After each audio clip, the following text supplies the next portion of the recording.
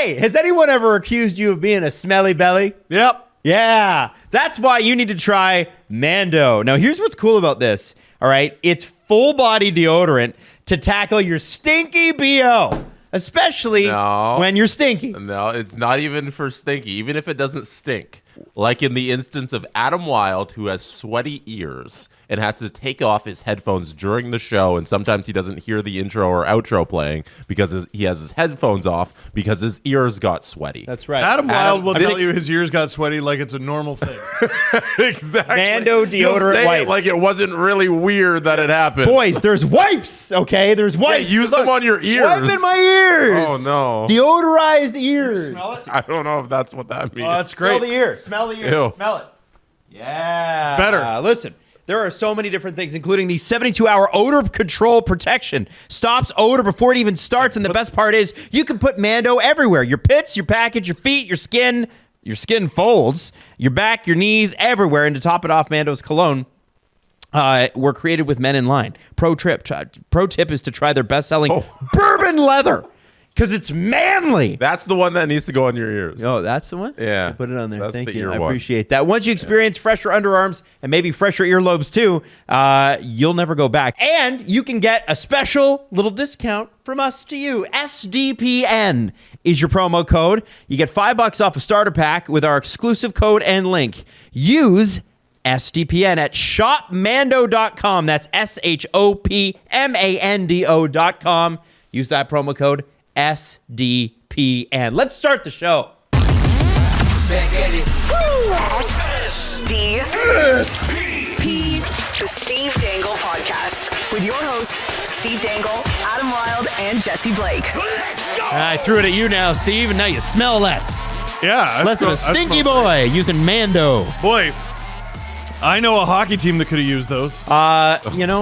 Steve didn't come in here in a good mood. Listen, can I put you guys in a good mood? I thought that somebody might be spicy today, Jesse. I thought our young boy Steven might be spicy today. So to bring down the temperature to start, I would like to read for you the lines 6 years ago. I think 6 years ago. I'm going to beat in March. Your ass. Are you ready? I'm going to beat your ass. Are you ready? Okay. All right. So at forward, Zach Hyman, Don Tavares, and Mitch Marner. Good line. That's a great line. I don't hate that. I would take that today. Second line, Austin Matthews, Good. Andreas Janssen, Not great. Kasperi Kapanen. All right, we're going down. Third line at center. That's right, William Nylander, Hey. Patrick Marleau, and Connor Brown. And then the fourth line, Freddie the Goat Gauthier, Tyler Ennis, and more. Which more? Which more? Who played? Trevor Moore. Trevor Moore, Oh, yeah. Trevor Moore. If you took all of those players in their prime and put them on a team today, that team's pretty good. Yeah. Crazy how that works. It's just that they all didn't exist in their prime at the same time. You want to check the defense on this? Because that's where it gets real fun. You ready? Your first pair, Morgan Riley, Ron Hainsey. Hell yeah, brother. Second pair, Jake Gardner and Nikita Zaitsev, the all-defense line. And then your third, Jake Muzzin and Travis Spinorama Dermott. And your goaltenders, Freddie Anderson and Garrett Sparks. What is it? What's the matter? Why are you making that facha? You know what's great is they're better on paper now, right? They are. So they've improved so much. Why are you so mad? No, like the proof is in the pudding, folks. Here they are again. They're not going to win the division. Hey. Here they are again. Hey. And we're all super confident in them heading into the first round. Okay. Here they are again. Okay. Attaboy. Okay. You know what? I hope they preserve this. I hope everyone is re-signed, including Brendan Shanahan. By the way, easily the funniest outcome, and I'm calling it. Take it to the bank. Leafs lose early in these playoffs. Yep. Shanahan gets fired. They spend somewhere between $125 and $150 million to preserve the team that he built. They will fire Brendan Shanahan and then be like, Marner and Tavares are staying. Yeah, but what's the new president supposed to do? He only just got here. Give me the will to live. Is that's their job. The will to carry on. The will to get Are out you of ready for bed a in Sam the Bennett morning. $80 million contract? Oh, man. That's going to be so... Someone... Bad idea. Jesse, in the group chat yesterday, you're like, okay, so like he's never had 30 goals. Nope. He's never done this. He's never done that. We all agree. He's never had 50 points. Are you shitting me? He's never had 50 points in an NHL season. Okay. And I was like, yeah, okay, I could see how that's risky. And then someone, I won't say who, said, it's giving David Clarkson vibes. And I went, oh, yep. So that's... they're not going to be able to do it, though. I'm pro Bennett. Because they're not going to be able to afford it because they're bringing back the team that stinks. Adam, They when are you- bringing back the team that cannot do it. Adam, when you woke up this morning Yo. and then you walked into the studio, did you think that today was going to be, let's just dump on the Leafs day? And Well- I'm at a max of 10 angry at this team. Just play an episode from last year. Like, they have the same problems. Did last night's loss, does it warrant this level of heightened anger at this organization? For some. Say no. Say no. For some. There's a window behind Adam. A lot of you some. can't see it. And you are going through it. Listen. Marty Jannetty style. Me and my newly deodorized ears have a different perspective.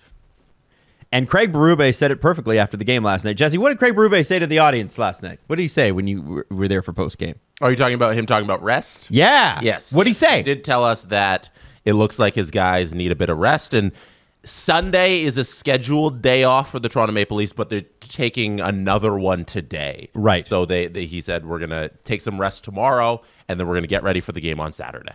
It looks like we need rest. They have been on the road.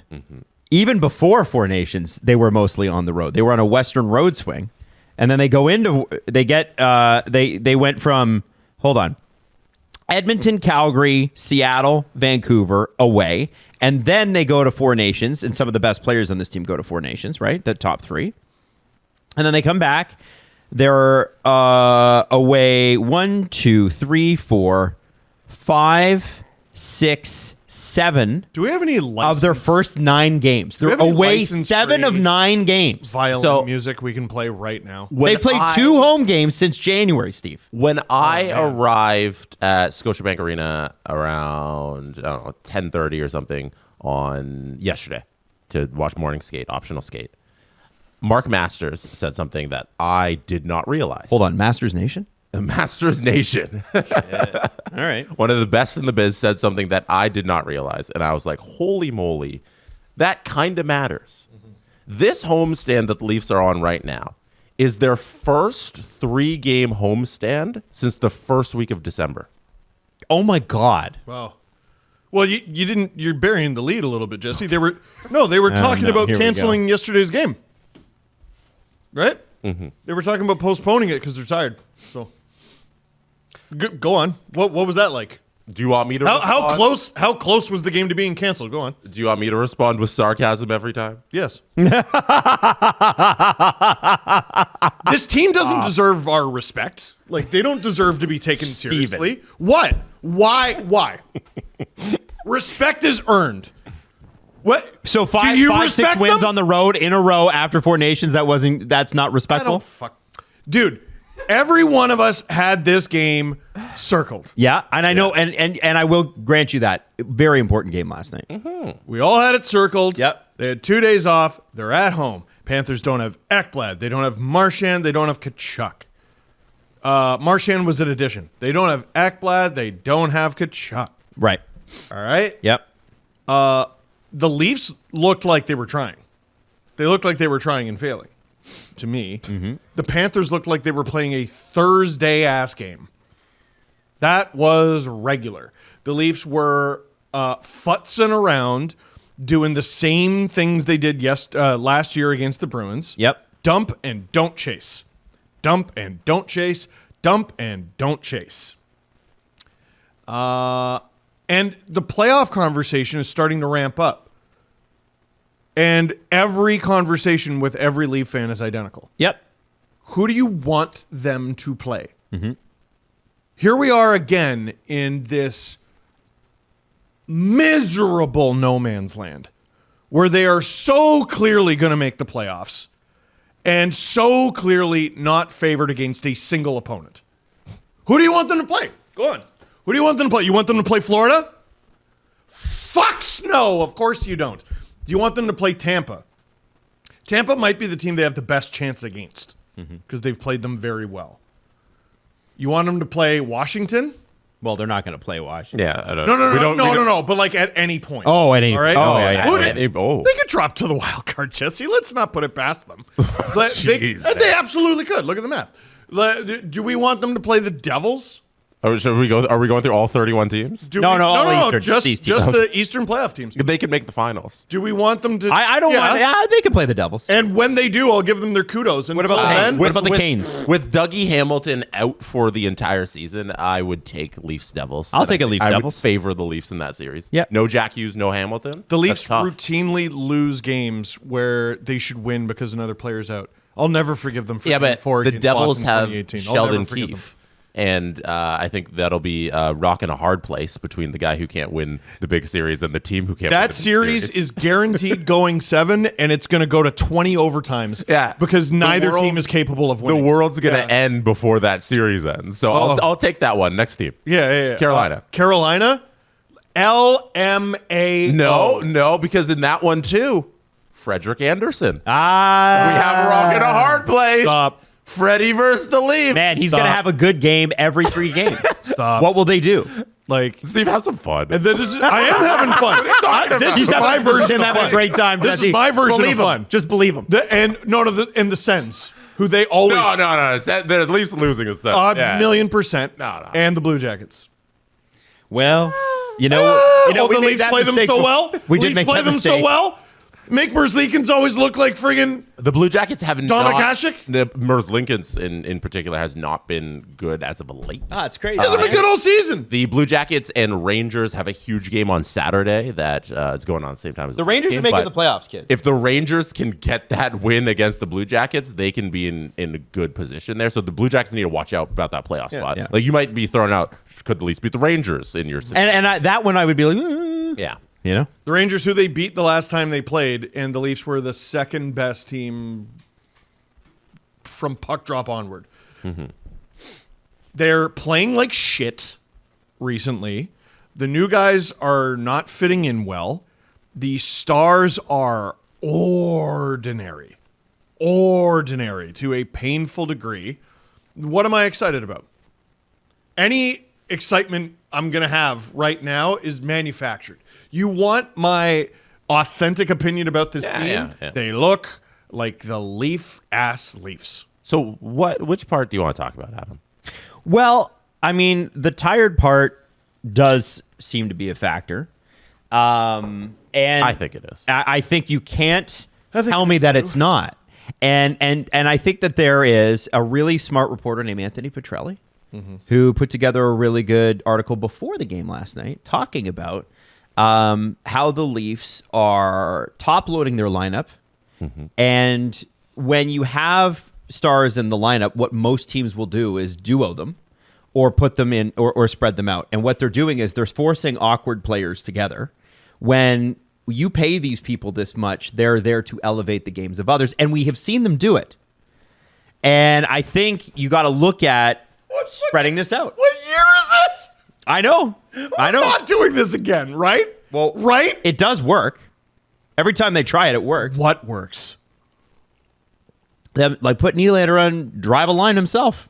With who? I don't know. Marner did. Marner's done it. Nylander did it. Matthews wasn't in the lineup, and they did it without him. The Dickie D man is here, and the ice cream is $2, and we have $1.50, and we're trying to shift the quarters and nickels and dimes around to make $2. They don't have $2. It used to be $1.50. It must have been tariffed.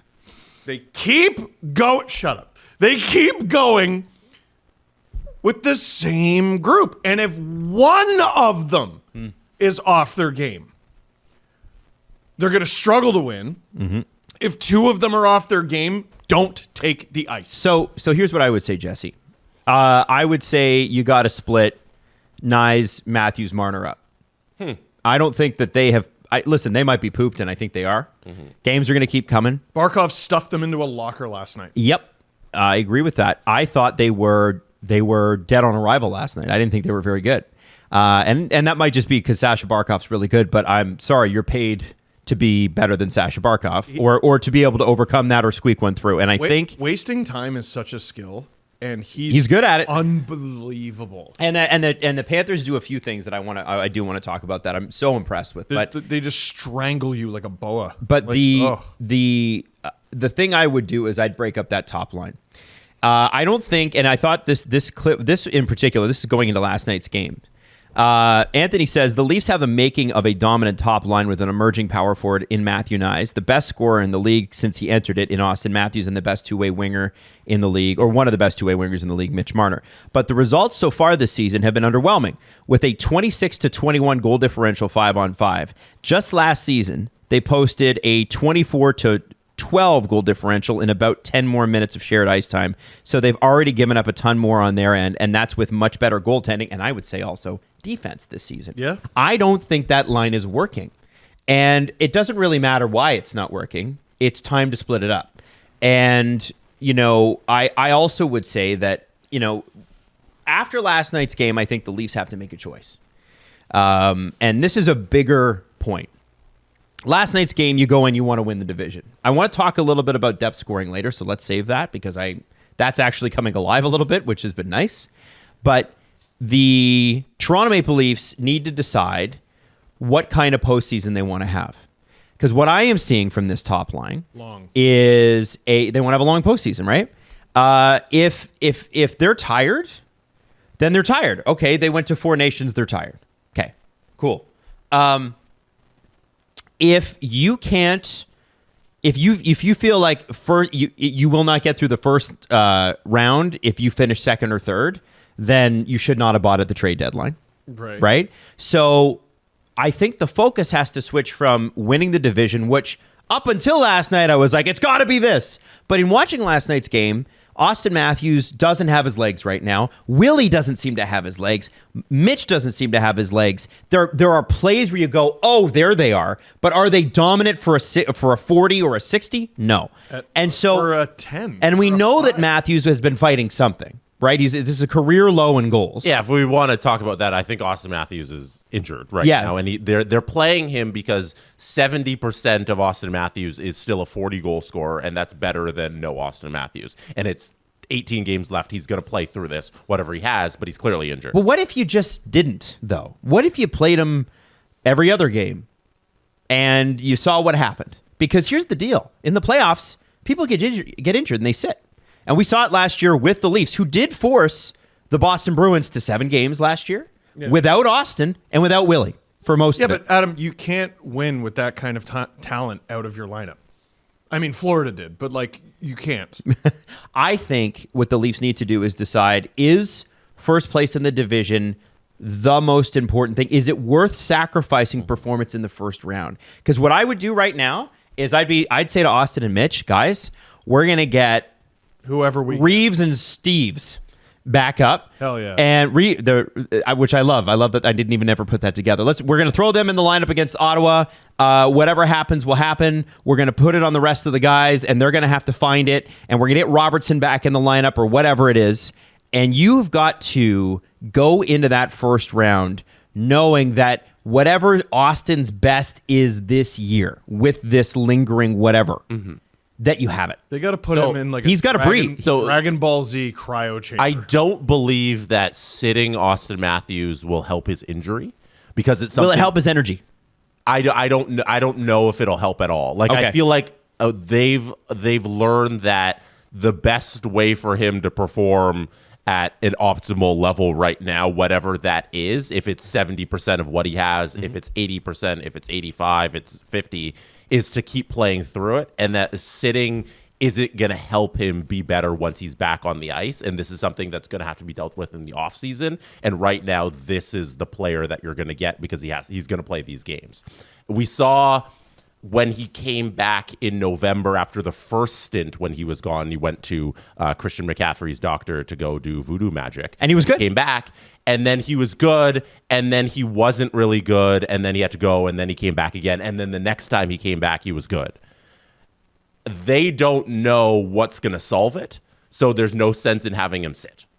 Okay. I think there's an exhaustion factor here. I really do. And I do think that these people are human beings. They're not robots.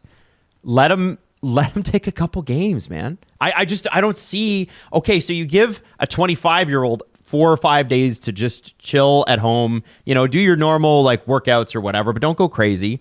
And we'll see you at the end of next week. I think you get that towards the early mid-April when the season's ending. And I think that's when they'll do that, because right now the division thing, how we talked, this was a must-win game. Like, and then they didn't. And then they didn't win it. So now what you're talking about comes now. What I don't think they shouldn't have done that in the last few weeks. Nope. Look, we talked about 2 days ago, must-win game. You're not sitting Austin Matthews for that. Chris Tanev came back because this was an important game, and they all recognize that. So I think now you move forward with the early April sitting these guys, because the division is going to be out of reach if you keep losing. And I think this is important. I just want to add one quick thing to my point before you jump in. Sure. Because we have been. Sarcastic. No, I understand that. With Austin, if you sit him now and you get some legs under him and then he starts scoring and getting that confidence back, then you could sit him again at the end of the season. But if he plays like this and then you sit him that last, game 81 and 82, he's going in probably without that. And goal scoring is a confidence thing, right? It is. That's my only thinking with that, just to fully explain my point. Go ahead, guys. Well, Sorry. I saw people. So I'm trying to take my before the loss brain and have it negotiate with my after the loss brain, because my after the loss brain is upset. Before the loss, though, Chris Tanev made his way back into the lineup, and people were like, "Oh gosh, hope the Leafs aren't rushing Chris Tanev back." And I'm like, "It's the Leafs. They listen. They haven't had a lot of on ice success. Oh, regular season, no one cares. They haven't had a lot of on ice success. The video team is unreal. Their sports science team is state of the art. So any lineup decision they make regarding an injury, unless I'm given a reason to not trust it, I trust it. Carte blanche. Tanev comes back, I'm like, it's Tanev's time to come back. Matthews plays, I trust them that this is the right decision. They're obviously going to do anything to bring him to 100%. They flew him to Germany mid-season. I've never heard of that. Never heard of that. So us being like, they should do this and they should get him a little sleepy. Like, it to me, it's I think we're wasting our breath a little. Okay. Because like, listen, it's great. Like, we're not in the room. All we can do is theorize, but their sports science team has earned enough benefit of the doubt that every night I go in with the assumption that the Leafs are playing their best lineup, because that's how good they are. That's how good their sports science team is. They played Tanev because he was ready. Matthews plays every night because he's ready. So I don't think us being like he should sit means anything. Okay. I do think there is a value in sleeping in your own bed. And 100%. And the sports science team is also going to defer to the player oftentimes, especially when it's a player like that. Yeah. And especially when the team's goal before the other night was to win the division. And listen, let me be on the record. There's still plenty of time. They still can win the division. It could all go well, right? I do believe that. I think we're not, like, as fans, and as fans, you don't have to. You don't have to give a shit about any of this. But I do think that context matters. I really, really do. And you can't tell. Sometimes athletes need to be told, no, actually, you're not at your best. And it doesn't matter what you tell me. You need to sit for a game. I think have some popcorn. That's part of what makes a sports science team good. Like, as a patient, there are definitely times where you go to the doctor and you have to advocate for yourself. And you got to be like, no, I know my body. Something's wrong here. Right? But I think part of being a good doctor, physician, whatever it is is convincing your patient to do the right thing, convincing your patient to do what's best for them. So to me, that's part of the job. Yeah. I don't think the Leafs are sitting there going, all right, so this might jeopardize everything. This might jeopardize millions of dollars. It might jeopardize everyone's job, and it might jeopardize the future of this franchise. But this Thursday night game against Florida, this has to be ours. You know what I mean? Mm-hmm. I think every game they've earned enough of the benefit of the doubt. They're icing their best lineup with what is best for the players in mind. And if we look in recent memory of two big players who came here with injuries just for the sake of Toronto has the most medical resources, John Klingberg and Yanni Hakanpää, two injured players who signed up to play in Toronto because they knew that we're going to get awesome treatment here and we can use Toronto to rehab and get paid. Hakanpää's still going to stuff. I saw a video. I'm like, oh, he's playing with kids. Hakanpää's around because he knows he's going to get great treatment here and he gets his paycheck and all that. And Toronto wanted him if he's healthy. But Toronto believed in their medical staff so much that they're like, okay, this guy's broken, but we can rehab him and we can possibly get a really good player out of it. They extended Jason Spezza's career. They extended Joe Thornton's career. Like, I know Joe Thornton advocated for other older players. There was one player in particular, he's like, you got to go to Toronto. And the player decided to go somewhere else, and they were one and done after that. They weren't able to extend their career. Thornton, and the other really underrated success story with the Leafs was Tyler Ennis, who was brought up on the show earlier. Was he? Wasn't he? Yeah, he was. He was a part of that. He was a part of that lineup. Oh yeah, 2019. Yeah, my bad. Two Tyler Ennis references in one show. That's crazy. In 2025. Separate from each other. Been a long time. Scored a hat trick. Yeah. So yeah, I think at the end of the day, Austin Matthews doesn't look like Austin Matthews, but I trust that they will sit him down if he needs to, and that right now he's in the lineup because that's the best way for him to get through this thing. And if he needs to sit and make it better, he will. But I think right now it's just play through it. Yeah, I mean, and then that goes to my next point, which is, okay, so if they're pooped, and they think they are, I am for Anthony's idea of moving these lines around. And for me, the question then becomes, okay, well, what? Yeah. And I've always loved... I thought Pontus Holmberg has actually looked really good next to Tavares Nylander. In comparison, I disagree. I think you're wrong and you're stupid. What do you know about hockey? Did you even play? No. No. He shouldn't be playing. You don't think he should be playing at all? No. Okay, fine. Maybe not him. Nick Robertson. Hell yeah. Here's a guy. Hell yeah, brother. Get him. Okay. In. Hell yeah, Nick Robertson. What if it was a McMahon, Tavares, Robertson line, and that could be second or third line? And then you've got, interesting. I don't know. I mean, Nylander on the left side is Nylander on the left side. Sometimes. Or do you move Domi to the left side? No. Could you do? Okay. Keep him on the right. He looks great there. And he did. And I want to give him his flowers later on. Do you do like a Lawton, Nylander, Domi, right? Because Domi's a good disher. Put Lawton in front of the net. Nylander shoots. Yeah, or can you flip? Can Marner go somewhere else? Can you try Domi next to Matthews? These are the things that Domi next to Matthews worked last year. It did. Yeah, I'm working on it. And even if you keep Nyes and Matthews together, maybe that's the duo. But I think we have to get past this Matthews-Marner thing because, as we said earlier this season, many times, they've been figured out.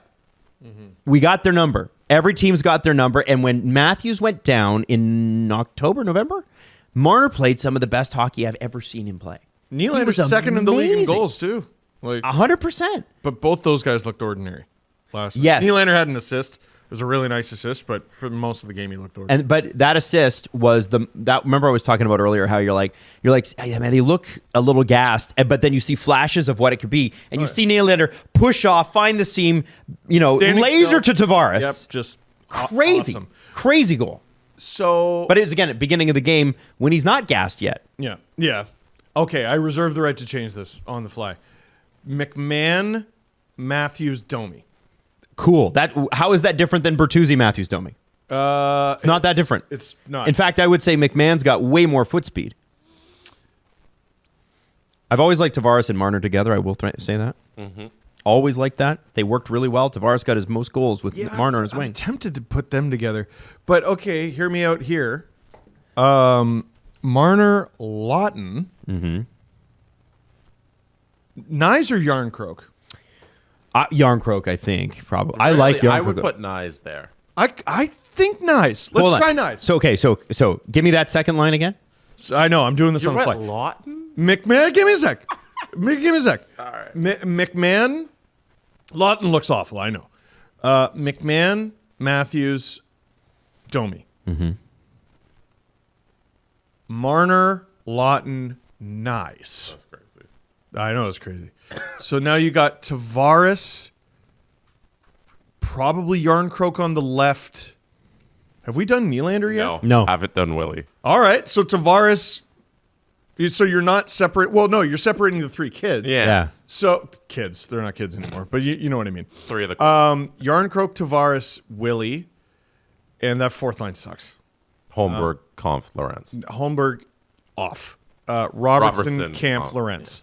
I like that because that would be a really good energy line. I do like the Leafs fourth line. I think you got to go What do they do? Nyes, Tavares, Neutral. Marner. I think Willie is better in a situation where he has the puck more on his stick. It's funny when you watch.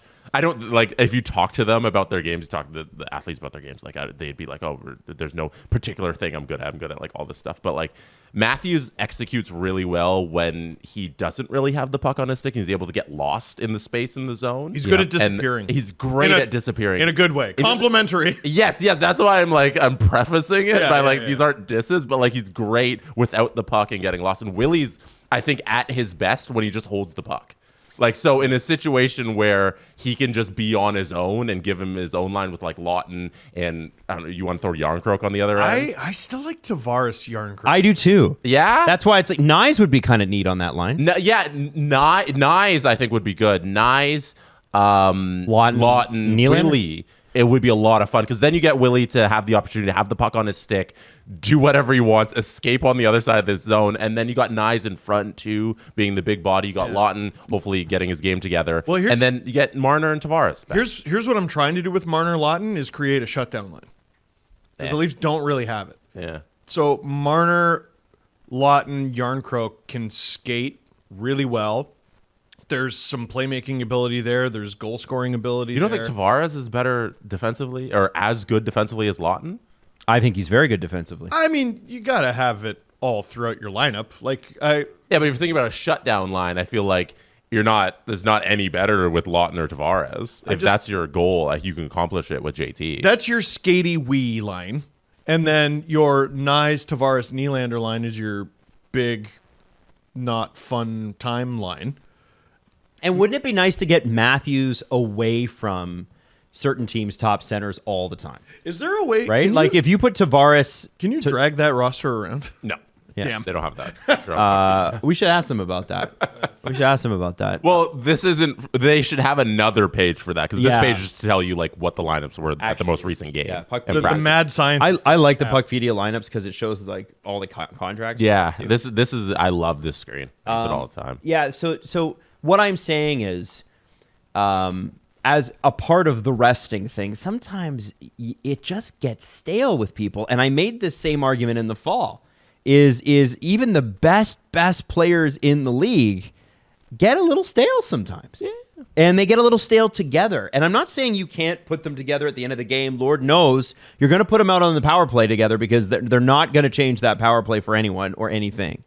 Although it has been better lately. Yeah. It's been good. It wasn't good last night. Yeah. But I think my general point is, okay, Brandon Carlo's finding his game next to Morgan Riley. Clearly, that's not easy because Brandon Carlo's a very good defenseman. Man. And playing Are next we to Morgan... sure? Well, I am sure because I saw him play in Boston and was always very impressed. I'm not... I am convinced of the common denominator at this point. And it's not because I don't love him. What do they call it? A lemon? One of those old cars? No, he's not a lemon. Brandon Carlo's not a lemon. I think it's... Did Boston sell Toronto a lemon? Yeah. You wondered why I didn't want the Leafs to trade in division. Oh, yeah. No, come first round on. pick for He doesn't look good. Jesse, look what you did. He doesn't look good. Yeah, and who's he playing next to? Has he looked good at all for any stretch this year? Do you want to know? Let's just be straight. Has Morgan Riley looked good at all ever? I got news. He did have a good stretch before After coronation, Berube chatted with him and said, "You need to be better, man." I got news for you. If you're convinced Morgan Riley is bad, we might as well start talking about the offseason right now. I think he needs to play better. Because they're not doing shit. If he's legitimately bad, they're not doing shit. And he was bad in 2023, and in the playoffs, bang, he was one of the best players on the ice. It was weird. Yeah. He had a bad season in 23. We all forget it, but it did happen. Mm-hmm. So, playoff. listen, I'm open to it. But I don't think he's played well. I don't think they've played well together. It would be nice if they could, get some time to figure that out. But at the end of the day, why are we trying to force certain lines to work just to accommodate these four guys? Egos? And don't tell me that it has to do with salary, because it doesn't. Ego? That is coaching and that is organizational structure, and saying to these guys, as Jesse said twice already, egos. is it egos?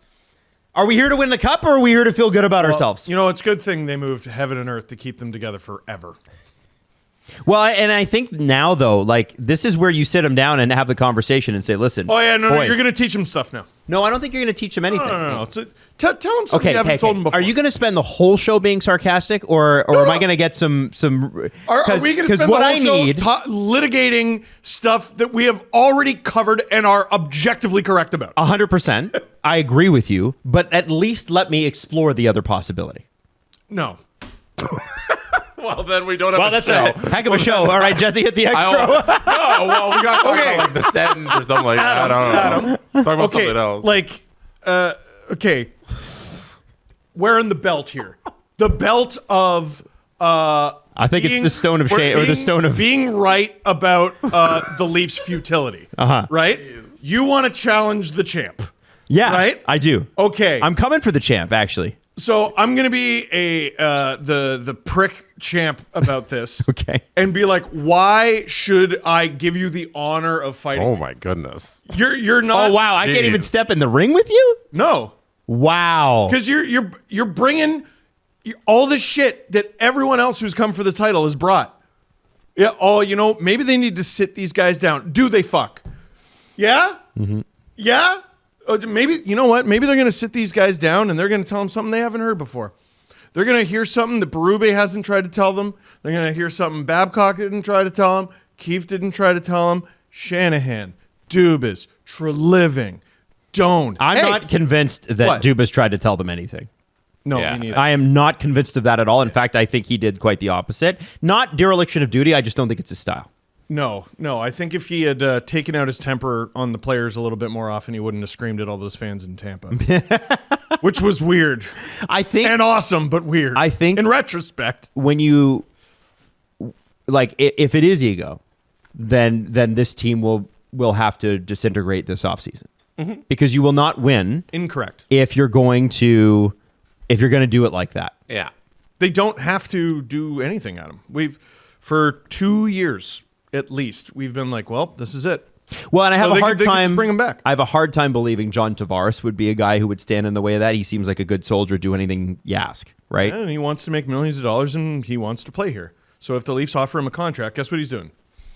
Signing it. Yeah, but I'm talking specifically about the lineup decisions Yeah, now. talking about playing. Talking about, but the last 18 games or whatever it is, 17. Yeah. Well, he's one guy in the core four. Right, but then it you go to the other three. Willie doesn't seem like the kind of guy who gets all bent out of shape.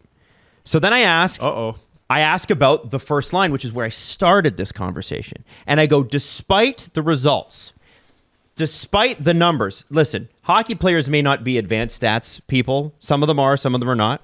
The ones that aren't, they tell you because the numbers are stupid numbers. Yeah, but you're all looking at your goals, assists, and your points and all and where the team stands. You just don't like those numbers. My point is clearly the first line, like Anthony outlined it. Mm-hmm. It's too close to neutral. You got to do something else. Remember when the Leafs had three good players who could score, and their names were Tyler Bozak, Phil Kessel, and JVR? Yep. And it was like, man, you can't split those guys up. They score so many goals. But what happened? What happened? They got outscored. So didn't matter how many goals they scored as a line, they were still in the negative. Yeah. Which A, tells you the team wasn't very good. B, you can't play them together all the time.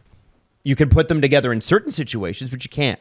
You can't play them together 5-on-5, normal shift like that all the time. So you got to do something. And Berube, I will give him credit. Yesterday, he's a hot hand guy. He got out the blender a bit. So Max Domi goes out there for an offensive zone faceoff with Matthews and Marner, I think. No, it wasn't even Marner. I think it was McMahon. Or McMahon. Yeah. Yeah. And it was like, okay, he'd had the fight. Yeah. He'd had the goal. And it's like, no, okay, you got it tonight. You got the wheels. You go. Max Domi tricked everyone. He tricked it because remember, he was getting flamed. Yeah. For being like, oh, yeah, we don't give a shit about winning the division or whatever. His first shift, he tried to kill 2 people. And I have to Literally. say, that is the Max Domi that we saw at the end of last season that I have been advocating for, and that he can finally be because he's not a center. Just earlier yesterday, someone posted a clip, the old clip of, remember when Domi was on Arizona and knocked out Ryan Kessler? Oh, I forgot about that. It was like 9 years ago. Yeah. And Kessler's looking at him like, hey, little boy, or whatever, and Domi's like, all right. Woof! And it was those uppercuts that he fed Nate Schmidt. And I remember watching that and just going, what happened to that? Where did that go? And that showed up first shift. And he's not... I never want to see him play at center again, and if he does, I'm going to be mad. Yeah. Because unless it's like an emergency, right? Somebody goes down mid-game. Obviously. But, like, we spent all season being like, holy shit, this doesn't work. And it didn't. And we watched it not work over and over again. He's been playing some of his best hockey of his season ever since he got to move to wing. And last night, I think, was his best game of the season. I never want to see him in the middle ever again. I agree. I agree. This is the You're right over there, Dad? This is the shift in the middle of the second, if you want to bring up the shift chart there, that I was talking about when Domi was out there with McMahon and Matthews. It was just, hey, this guy has got it going tonight, so we're going to play. They're obviously changing lines. This wasn't, I don't think, at the stoppage, but it was an extended couple seconds, I guess, in the shift. Yep. Where Matthews, McMahon, and Domi got to go out there because Domi had it going, and Craig Berube is like, I got to try something here in the middle of the game to see if I can get things going. And then Marner came out towards the end of that shift, and then Matthew Nyes went out there as well. But by that time, Austin Matthews was off. So Nyes was kicked off that line at that point. You know what's great about Max Domi playing great? Here, keep it on the screen. Scroll down to Domi. Domi, yeah. Yeah. Man, I wonder when the Leafs penalties were. Yeah. When he was off the ice. There's him in the box and also the penalty kill because he ain't on it. Yeah. Like any gap. Okay. He's either in the box or the rest of the team is. Mm-hmm. Someone on the Leafs is in the box, whether it's Max or someone else. It's just, I don't know. It's very easy to tell. It made me laugh. He brought the energy that I think won him over, or helped him win over people last season when he was here for the first time. He brought the feistiness. He didn't back down. He was everything that you hoped you were getting when you re-signed Max. And they put him in a position all year where he could not succeed. And so he's taken a lot of shit. Yeah. But that goal, to me, it was so funny. Jesse was sending us videos from practice in the morning because you were there yesterday. Yeah. And what did you send to Steve? Max Domi was working on his one-timers at optional skate. That's right. Yeah. And Steve, your reaction to him doing one-timers, like if he ever did it in game, what would you do? I'd ask him to never play for the Leafs. Right. But last night, what happens? He gets a fast break and wires it past Bobrovsky. Wasn't a one-timer, but no, but he was working on his shot, wasn't he? He ripped the thing. That was a monster shot. It was one of the, hey, they got a break. Oh, it's Dome. What? I actually rewound and saw your stream several times. I was surprised because it was like all of a sudden it's like, oh, there's Max Domi scores. Yeah, it was awesome. I thought like maybe he'd shoot for a rebound, right? Or something. No, it's placed it perfect too, and that's Bob. That's Bobrovsky. Yeah, that was great. It was a great goal. Yeah. That was great. Like, it's a shame. Like the Leafs really got some good performances out of some guys who needed to. Domi was great. McMahon, right after I criticize him on the show, it's what is it, like 9 games of either 0 or 1 shot on goal. Was it? I didn't realize that. And he had 3 shots on goal and 2 scoring chances that didn't even register as shots on goal. Yeah. He was really good. Tavares, I thought, had a dogged game. He looked great. Tavares is someone, we're talking about all the rest stuff. Like, Tavares is somebody, it seems, that never gets tired. Just but the way, I guess in his older age, he knows what he's expected to do, and it's so low. Adam, for anybody listening, is doing a level hand. Just very level. No matter how many games are on the schedule, his game translates to always being the same, and I thought he was great last night. I will say, Jesse, that he did get the Four Nations off. He did too. Yeah. And so you need to, and I would, as a Leafs manager, expect and go to him and say, listen, we got a really shitty 10, 12, 14 days here. I expect you to be one of the best players after this. I need you to be a stand-up because those guys are going to come back a little tired. It's going to happen after the Olympics too. And you know what? That's pro sports, right? Like, soccer, those guys, listen, everybody laughs at like soccer players diving and shit. I think it's because they need a breath. Those guys fucking run for 70 to 90 minutes. Oh. When's the last time you ran for 5? Like ran full tilt, carrying a ball. Those guys run and they run and they run. And there are certain games where it's like, Messi's only going to play 20 games tonight because he played an international. 20 minutes. 20 minutes, sorry. He's going to play 20 minutes tonight because he played an international and we hope we get what we can out of him. What do? They load manage. They go, oh, well, he played an international and the club team can't really do much about that. And, well, I guess we'll just have to let him breathe a little bit. And I think hockey needs to stop until the playoffs. Needs to stop with this like, oh, it's game 65. If I don't fucking play, somebody's going to die. If it's game 64 or 65 and you're not in a playoff race, right? You're not in what are we doing? Adam, you've talked to hockey guys. It's wasted breath. It's not how they're wired. But it's not how they're wired. To Adam's point, there are ways you can manage that, and the Leafs aren't doing it right now. And Jonas Eagle's been banging this drum for a little bit now. With Austin Matthews clearly dealing with something, Craig Berube should handle that by not having him play the penalty kill. Yes. There is a simple 4 minutes a night, 6 minutes a night, depending on how There's several Max Domi penalties. He doesn't have to be on the ice. 3 minutes, really, because he's playing like half the PK or whatever. Yeah. You don't need to use Austin Matthews in those instances. And Adam, I think you're bang on in that in these other sports, like it's so clear where you can rest guys. In a basketball game, when you're up by 40 points, you don't play anymore. In a hockey game, when you're up by 6 goals, the guys are still going out there and they're still going full tilt. And you don't get that little, like, I'm going to sit down for half a game because that's not the sport. And we can never get past that. You can't change the game fundamentally.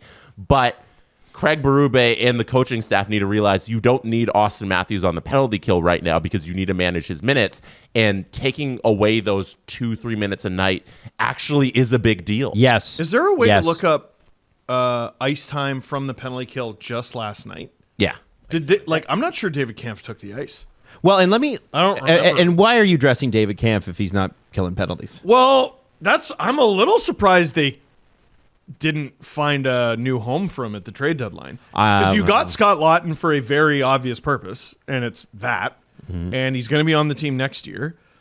You obviously like Matthews there. Like, I'm looking at it like, oh, okay, well, maybe they kept him so that Matthews doesn't have to kill penalties anymore. And now here he is killing regular season penalties. This is exactly what I'm talking about. Last night, Austin Matthews had 2 minutes of shorthanded time on ice. That's a lot. That's unnecessary. Yeah, you don't need to take away. He played 20. Kampf had 0 seconds. Austin Matthews played 21 minutes, 42 seconds in total time on ice. Drop that down to 19:42. It's a lot better. That those 2 minutes help his game a lot because he's dealing with stuff. Give that to David Kampf, who Steve wanted to look this up. We prove that he played 0 minutes shorthanded. So he played 0 seconds shorthanded. That's not enough. He played 8:41 even strength. That's too much. It's too much for Kampf in your fourth line. No.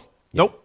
Can I also too much. throw something at you guys? So I'm looking Not too at hard. one of the things I look at very closely come this time of year is goal differential, right? I think it's a really key indicator. I know it sounds stupid, goals scored versus goals against. Oh, you're a really smart guy. But the Leafs are a plus 15.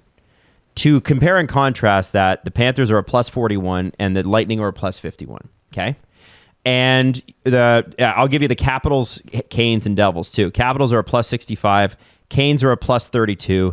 Devils are a plus 31. And here's the difference. The one difference is Austin Matthews. Mm-hmm. If he was scoring at less than his pace last year, let's say Austin had 20 more goals than he does currently. Let's just say. I called this before the school year began. You sure did. You absolutely did. Now, there was some injuries and stuff, so he hasn't played a full amount. But let's say Austin's got 40 goals. That's part of it. Well, all of a sudden, the Leafs are at a plus 28. And that looks like very close to a plus 32, which is where and abouts the Carolina Hurricanes are. My point in this is that if he is not scoring, specifically him, you are not winning. Nope. And so, regular season playoffs or whatever. Okay, fine. The goal differential this year isn't going to be that great. It's not going to be a sparkling number. But you have better goaltending. You have better defense. You do have better balance throughout the lineup. You can't tell me that you don't. That defense, if I had showed you what the Leafs defense would look like last year to this year or 2023 to this year, you'd be like, holy shit, what an upgrade. On paper, it's crazy. It's crazy. So hold on. Let me finish this point. Go ahead. So if you add 15, 20 goals to that total, which Austin probably ideally would have been at, there's your goal differential issue taken. And it brings me back to the point of this player is exhausted. And Steve, you make a great point about the shorthanded. Why is he playing shorthanded? It's okay, but like in the your point. Jesse, you make a great point. Fuck you, Steve. No, I'm kidding. I was sitting there like, did I do that? Yeah. No. Maybe. Sorry. No, keep going. This also contributes to their poor goal differential.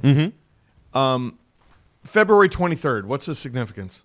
It's a date on the calendar a week and a half before your birthday, which is the only significant part of it for me. Yeah. Thank you. Yeah. It's the last time the Leafs beat a team by more than one goal. Wow. Maddie just goes, oh my God. So that was against the Chicago Blackhawks. Now I'm not going to be like, and it was Chicago, because the night before they did it to Carolina. They won 6-3. But then there was a game against Boston. They won, but it was by one goal. Game against the Rangers. They won, but it was by one goal. Penguins, they won, but it was by one goal. Sharks, they lost. Vegas, they lost. Colorado, they lost. Utah, they won, but it was the shootout. Lost to Florida. That's quite a few games, man. Yeah, it is. It's like you don't even luck into one. No, because they were lucking into one goal wins. There were a few games in there that they shouldn't have won. But the argument earlier this season that you guys made with me was, hey, they're learning to win those games. And that's what playoff games look like. And now they're learning to lose them. They're losing. Right. So what do you do? That's why that Panthers won. It was tight. Man, I don't care. Mike Johnson said at the end of the game that was a tight game between two good teams. Yep. I just disagree with that assessment. It was that way. It was that way in the first half, and then I thought the Panthers very clearly pulled away. And there's a style that certain teams play that the Leafs cannot overcome offensively. The Canucks played it to a T. They choked the Leafs for 2 games. The Panthers did, I think, honestly, a better version of what the Bruins did last playoffs. They wrapped themselves around the Leafs and squeezed like a boa constrictor. They dump it. They forecheck. They're there. And they don't have to generate a shot on goal. They don't have to generate a scoring chance. They just need to keep you away from their net. And you finally get out of your own zone and you're exhausted, so you dump it. And who's forechecking? Who's chasing? Fucking no one, because you're changing. So guess where the puck's going? Back into your own end, asshole. Go and get it, and we're going to tire out the next line. Do it again, and we're going to keep doing it to you until there's no life left in your body. That's what the Panthers do. That's what good teams do to the Leafs. And they have no answer for it. That is a frightening thing heading into the playoffs. And that's why I think this conversation about fundamentally changing the lines is important, because the current structure they have What? is not working. Sorry, you said what? This the point I conversation is important. The point A I Yeah, that one point that you didn't want to have. You still can't get in the ring. You tried to shut down before it got started. No. He said I couldn't get in the ring. No, maybe Berube's got to appeal to their... Shut up. Like, no. Wow. Yeah. Why? When did you become such an Adam Wild hater? You're just dumping on me. No, I'm kidding. I'm totally high kidding. school, I think. I think the point is that you do have to look at options. The one thing I have seen Berube do this year is look at options. The problem, it seems, is that he goes back to the same options. He tries other things, and then it's gone back to the same. So there needs to be, and the Leafs always fuck around in Ottawa and play like shit. Well, no, they're in Toronto. Against Ottawa. Oh, right. They always fuck around. They haven't scored a goal against Ottawa in Toronto this season, have they? That was the 3-0 game that we did a live show for, and we were like, "Cool, this fucking blows." Yeah. To pair that with our Montreal 1-0 Montreal shutout. Yeah, that sucked. Yeah. Yeah. Maddie's just hating it. To Mike Johnston's point about at the end of the game, it being a tight game, like nobody wants to hear it. No. Nobody wants to hear what happened on paper because the Leafs won the game 5-on-5, 2-1. Mm-hmm. The place the Leafs lost the game was in special teams. Yep. In the playoffs where things come down to That's how they lost to the Bruins. It really truly was a playoff game. Panthers executed 2-3. Yep. Their power play opportunities, the Leafs were 0 for 3. Like that's what it came down to. Your penalty kill's allowed to stink, eh? Like what? That's like people don't understand. Like your penalty kill is allowed to suck. Yeah. So I feel like sucked. If you're looking at it from you want positive takeaways, like they exist in that game, but nobody wants to hear that conversation because you lost to the Panthers and didn't look good from like the mid first through a lot of the middle of the game. I thought they came out the third period. I thought they were really good. Yes. Second period was bad. When they were chasing the game in the third there, they looked strong and they had opportunities, but the opportunities weren't great. They weren't high danger, I don't think, a lot of the time. But it comes down to another fundamental flaw in the team is that when the games get tight, their power play and special teams disappear. So they have the yips. They have the yips so bad. If you look at a game from a positive standpoint, like if you can just turn around the special teams battle and win that, like well, you're gonna win if you win the special teams battle. We know that you have an opportunity to beat teams like this, but even though they don't matter, special teams don't matter. Just so they you know. have to raise the level of this team to get to the point where they are winning special teams battles against good teams. So I don't know. I think there's some positives take away in winning this game 2-1, 5-on-5, and if you turn around the special teams, which they haven't been able to do for 8 years, you have a chance against teams like the Panthers. BetMGM is an official sports betting partner of the National Hockey League and has your back all season long. And as the season winds down, these games get important. We've talked about Florida-Toronto. We've talked about Ottawa-Toronto. But Ottawa-Toronto is ahead of us. So who we betting on? Anytime goal this weekend. Anytime goal. Ooh, Nick Robertson, because he's getting back in the lineup. You think so? That is a prediction that I am making, and if he gets in, he's scoring. Jesse. I want the Cuz. Dylan Cousins. Oh. If the aliens had a gun to this earth and they said, pick one player to score a goal on Saturday, I'm picking Dylan Cousins. Because I'm damaged, I would have said Brady Tkachuk. Because it has to be, so we can celebrate. I feel like Tim Stützle is more of a Leaf killer. He is. Yeah. There's no question. Now, BetMGM, it's a sports book worth of selling. And we want you to know that it's also Were we supposed to all pick Senators? No, I picked. I didn't. Oh, he didn't. Okay. I picked Senators because I'm like, they're going to score. Okay. It's an official sports betting partner of the National Hockey League. BetMGM.com for terms and conditions. Must be 19 years of age or older to wager. Ontario only. Please play responsibly. If you have any questions or concerns about your gambling or somebody close to you, please contact Connects Ontario at 1-866-531-2600 to speak to an advisor free of charge. BetMGM operates pursuant to an operating agreement with iGaming Ontario. So, guys, okay. So, Jesse, you talked to players. You talked to Berube. Steve, you did the stream. Okay, you guys were both working the game from different angles from SDPN. Jeez, when you say what was I doing? What was I doing? One of us is an adult. The other's me. I was at home in my track pants. So, guys, Saturday, you're doing the stream, Steve. Jesse, you're going to be at the game. Yes. What are they gonna do? What do they need to do? Ottawa is a big game. It's always a big game, and the Senators are in a playoff race. Yeah. They're going to want this win more than the Leafs will, at least on paper. What do you do? What I can't have on Saturday is the Leafs get goalied, because Allmark is having a really good couple weeks right now. He's after being injured for a little bit and not being available, and you're like, okay, what did Ottawa get in this trade? You know, did they get Allmark? Allmark looks like Allmark again. Yeah. And the Leafs need to go into that game and say, no matter how well this goaltender is playing, we're going to do the messy things that some YouTuber has been screaming about this team to do for years and years and years. We're going to go to the net. We're going to make it difficult on this goaltender to make these saves. And it can't be an option to lose this game 1-0. If they lose it, which can happen, you can lose any hockey game, it needs to be a game where you put up 4 goals. You know, you lost this 5-4, Wall was a mess or something. He let a lot of squeakers through. Rebounds, deflections. Get those goals. Get those ugly goals, and you have to put them up against. That's for me. Yeah. To me, like, yes, similar opinion, because they're losing those battles very consistently these days, where they are not getting the dirty goals in front of the net. They are giving up an abundance of the dirty goals in front of their own net. They're doing what teams who lose do, which is losing the net front battles. Yeah. With Ottawa, I mean, if you're tired, you're dead. So I need you to look like a team that has energy, even if you got to fake it, even if you got to get to the bottom of the tank somehow. Yep. Because Brady Tkachuk is going to beat the shit out of you and enjoy it. He's going to be a pig in shit. He's going to beat the shit out of you.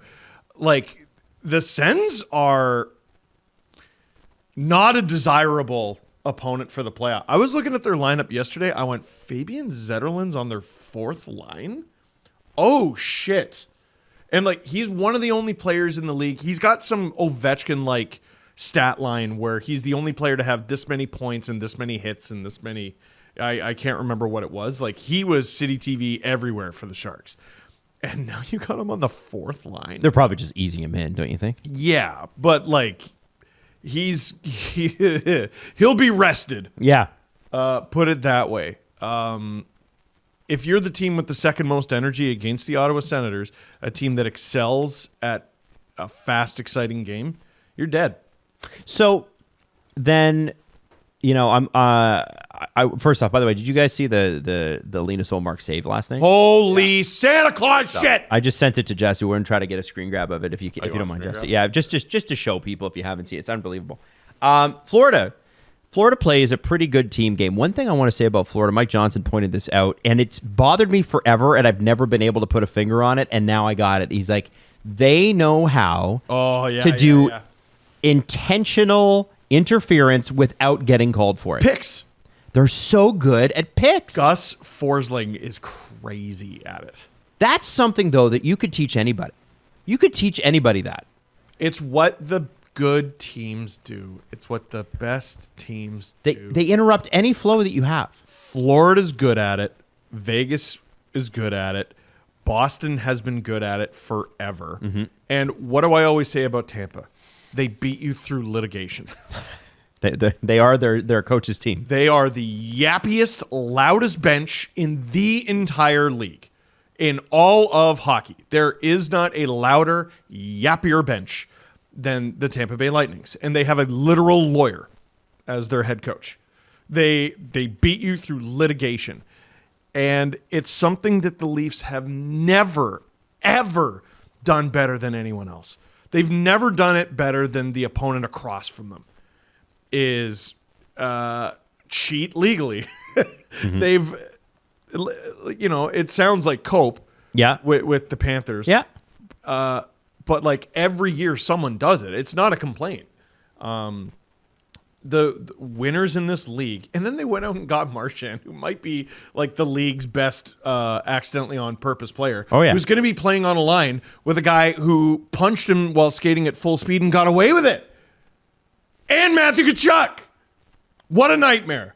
So they're one of the most skilled teams in the league. They have an unreal decor. They're well coached. They're intense. And they get away with everything. Oh, and they have a good goalie. How the fuck are you supposed to beat that team? It's a good question. Right? So if the Leafs could take a little bit away from them, that'd be great. The abundance of evidence in front of us is they will not. They haven't learned from the Bruins, never not once. So it'd be great if they learned how to get away with it like Forsling does. They won't. Jesse, can you show us the save here? Look at that effing save. Holy shit! Oh my god! By the way, Ottawa, the shots in this are 25-14. Like Ottawa is better than the Bruins, guys. I haven't been able to say that since 2017. Well, and probably before. You know, someone right before this was like 3 goals on 14 shots. Allmark's fighting it tonight. Yeah. Oh shit! That is crazy. Who is that? Jacob Lauko, I think, getting robbed, or Mason Lohrei. Holy shit! That is a crazy visual. If I was a Sens fan, that poster would be in my room already.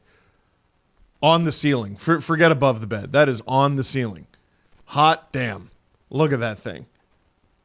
Unreal save. Yeah, that's crazy. It's crazy. Against his former team? So, moving on, just to rub a little salt in the wound here. I think you'll love this. Connor Timmins and Connor Dewar scored for the Pens last night. Outrageous. And so did Ryan Graves. Outrageous. Ryan Graves, Connor Timmins, and Connor Dewar Didn't scored. Dewar have 2? Yes, I believe So he in did. his first game with the Penguins, he beat his Leafs goal total. Yes.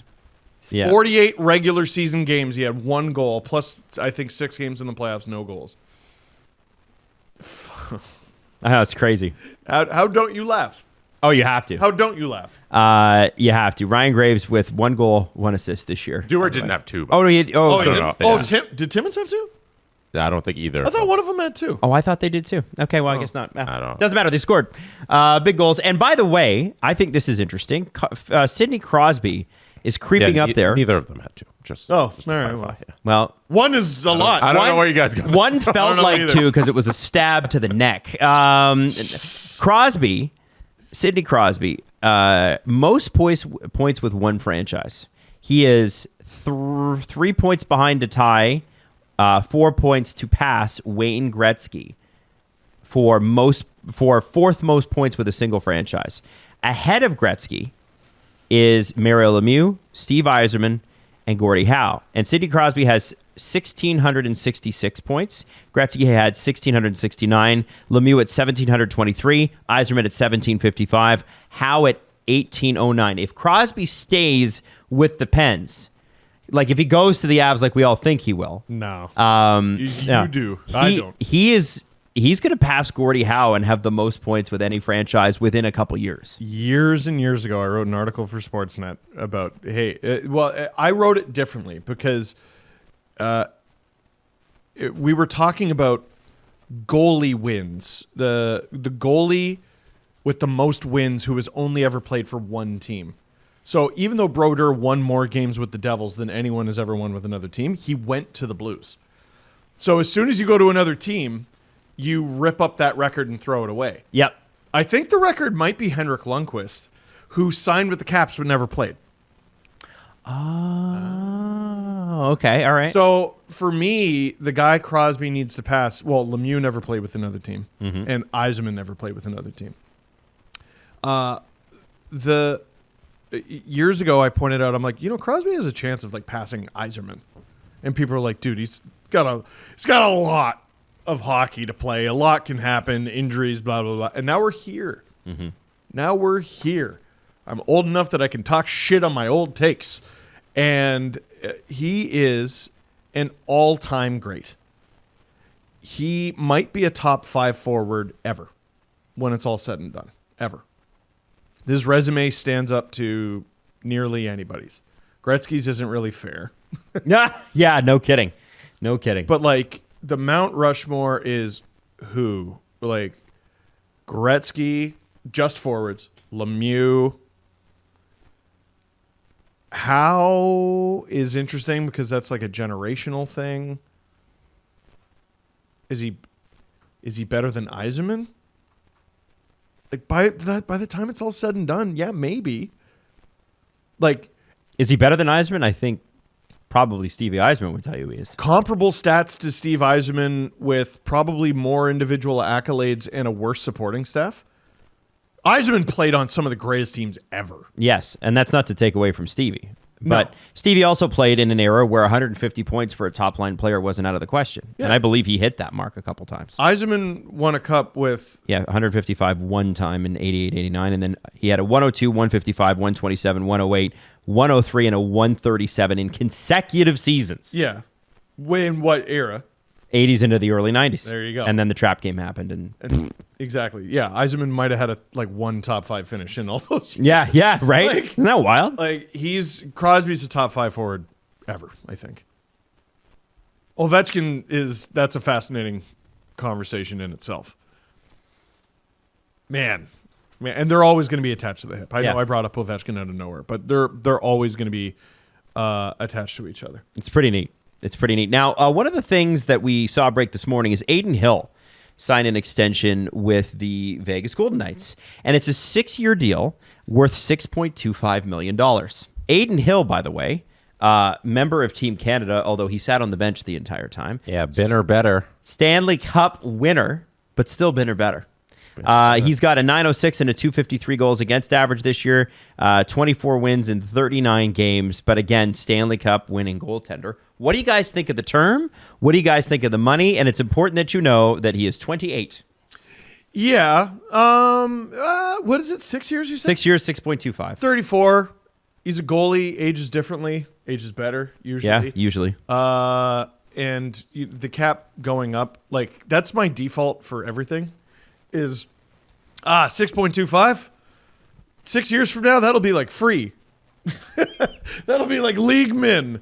But if you go and look at Adin Hill's career, he had, I think, a 4-game stint with the Coyotes in his very first NHL season. Mm-hmm. But any season after that little 4-game stint, he's had a 900 save percentage or higher, which in this era has been very hard. Yep. Adin Hill has not had many downturns in his career. And if you're Vegas, the goal of any good GM is to bring players and retain players to your hockey team that you know can help you win a Stanley Cup. Well, Adin Hill can win you a Stanley Cup. Yes, he did it. He did it. Why not lock him up? No problem with that at all. Beginning next year, at that new contract hit, Adin Hill will be the 12th highest paid goaltender in the league. There's not a lot to fuss about the 12th highest paid goaltender in the league based on cap hit. That includes Carey Price. So if you take it out, that's 11. Wow. And then he'll be 20th in a couple years. And then, I feel like that six years is the cap's just going to go up, and that number is going to go up for goaltenders around the league. That's about what you should pay for a guy who's your starting goaltender, but he's your 1A, but you got your 1B, hanging out there because he's not going to play 70 games like it's the mid-2000s and he's Martin Brodeur, but he's going to start every playoff game for you because that's your guy, and that's about right. This is a good contract. Oh, yeah, and Vegas' attention to detail is so good. They were scouting everything, not just their own games, but he didn't allow a single goal at the Four Nation faceoff. Shut up. I know. Stop. I deserve it. Canada's favorite contest is back. It's roll up to win. No. Roll up to win. Steve, can you roll your R's? Oh, that was good. It's better than me. Much better. Imagine you can't, right? turning your Tim's routine I can't. into unforgettable vacations with Sell-Off Vacations. Maybe $1,000 in cash from Rakuten. selloffvacations.com. All new 2025 Volkswagen ID Buzz. Yeah. Because it'll buzz you. It's fast. Get you there. Is that the slogan? You know what? No, it's electric. That's Adam, right. you always hype up. I want the buzz. Win these big prizes and all this stuff. You know what? I'd be satisfied with a donut. Would you? If it is satisfying to win a donut. You hit the app. You win a free medium coffee. Mm-hmm. What? Perfectly satisfied. Yep. What age do you get where you're comfortable being old-fashioned plain? Hell yeah. I have not reached that age. What are you talking about? I am there. Old-fashioned plain bangs. This is an old man from Ajax. Exactly. This is exactly. Chocolate glaze. That's the errors of youth. It's banging. Oh, absolutely. no. Okay, Jesse, what's yours? Boston cream donut from Tim Hortons is like one of my favorite donut in the world. Wow. It's so good. It's very And I'll never move off of that. I don't know where this old man from Ajax is talking about. Okay, you have one thing you like and you'll never move off of it. I will try an abundance of things. You're 3 years old. Now listen, you've got until March 23rd to open up that Tim's app and get rolling. This is our game, Canada, so don't let your chance at millions of prizes pass you by. Play Roll Up to Win on the Tim's app now. Rules apply. Canada only. No purchase necessary. Visit the Tim's app for details. Also interesting, draft rules are about to change. So on Insider Trading, Darren Drager said yesterday, if you draft a player out of the CHL, NHL clubs have a window of 2 years to sign that player to an NHL deal because otherwise they go back into the draft. If you draft a player from the NCAA, you have a 4-year signing window. So basically you're retaining their rights without even paying them, right? So he said now we know that the NCAA rules have changed, so CHL players, and you're seeing it all the time. Like I see it from the Frontenac's accounts, like so-and-so has committed to this university or whatever. How does that impact these signing timelines? And general managers need some clarity on that. I think it's interesting that that you could draft a player from the CHL and it's only 2. The NCAA is 4. And I feel like the reason for the 4 is that the NCAA was not traditionally a place up until about 10 years ago where they were getting consistent NHL players. Like Tyler Bozak, Christian Hansen, that was like that generation of guys that the Leafs signed out of college. Didn't draft, signed, became... That was sort of the start of it for us here. Matthew Nyes obviously is a college guy. College is where you go to find late bloomers. Right. You're used to be. So, and which is why teams tended not to use draft picks on them. Yeah. I wonder what the happy medium here is. It feels like it might just be 2 years. But if you draft a player and he's a freshman and he's like, I want to stay and get my degree, well, you just pissed a draft pick away, didn't you? Well, not necessarily. It's just a decision it's something you got to live with. How different is it really than forgive me, but drafting a Russian? Every year we talk about the Russian factor, right? And this guy's going to come over. We don't know. He may never come over, right? And they always do. They very often do. Do you think the Montreal Canadiens are kind of kicking themselves about Michkov? Because as good as things have been in Montreal this year, nice to see them take a step forward. They sure could use Michkov. No, they're not, because they went out and got Ivan Demidov, who... What if you could have both? So, yeah, I know you could have both. That would be crazy. But Evgeny Kuznetsov was a guy who took a long time to come over. He was worth the wait. I know his career... No, he was great. He was spectacular and won you a cup. Right? Kirill Kaprizov. Worth the wait. Holy shit. And he was like a 5th round pick. So I don't even know if he counts in the equation. This is just a different version of that. I am pro anything that gives players more agency over their career and lives. So I hope that's what happens. But if you're re-signing Martyr, sign for less. Yes. I don't know why people have a hard time understanding. I don't think they do. I'm just teasing you. I don't think anybody has a hard time understanding. I'm excited to hear Alan Walsh talk about this. Yeah, me I feel too. like he has great insight on these issues of draft and player movement and player empowerment issues. So I'm excited for the next episode of Agent Provocateur. Alan, I think, would be a fan of, you got drafted and they didn't sign you. You're a free agent instantly. You unrestricted free agents. Alan would abolish the draft. I think he would. He said that before on the podcast, that he would love to abolish the draft. And it's true. Hey, if you are a person who can play in the NHL, you should be able to just enter the league and teams can sign you, and that's it. And you look at how soccer works and around the world, and there aren't a lot of defense against it, except the competitive balance one about you want the teams that suck to get the good players, but then why should the teams that suck get the good players? But it's an interesting thought exercise on abolishing a draft, which will never happen, I don't believe, in North America in pro sports, in the 4 major ones at least. But it's an interesting thought exercise. I think so. It's kind of neat. Where do you land on it? Can you foresee something like that? Well, what's funny is it used to be a wildly unfair advantage for Montreal who, like they get all the Quebecois players. They have the best players in the world. They win all the cups. Would the Canadian teams get better or worse if you abolish them? Because no one wants to sign them.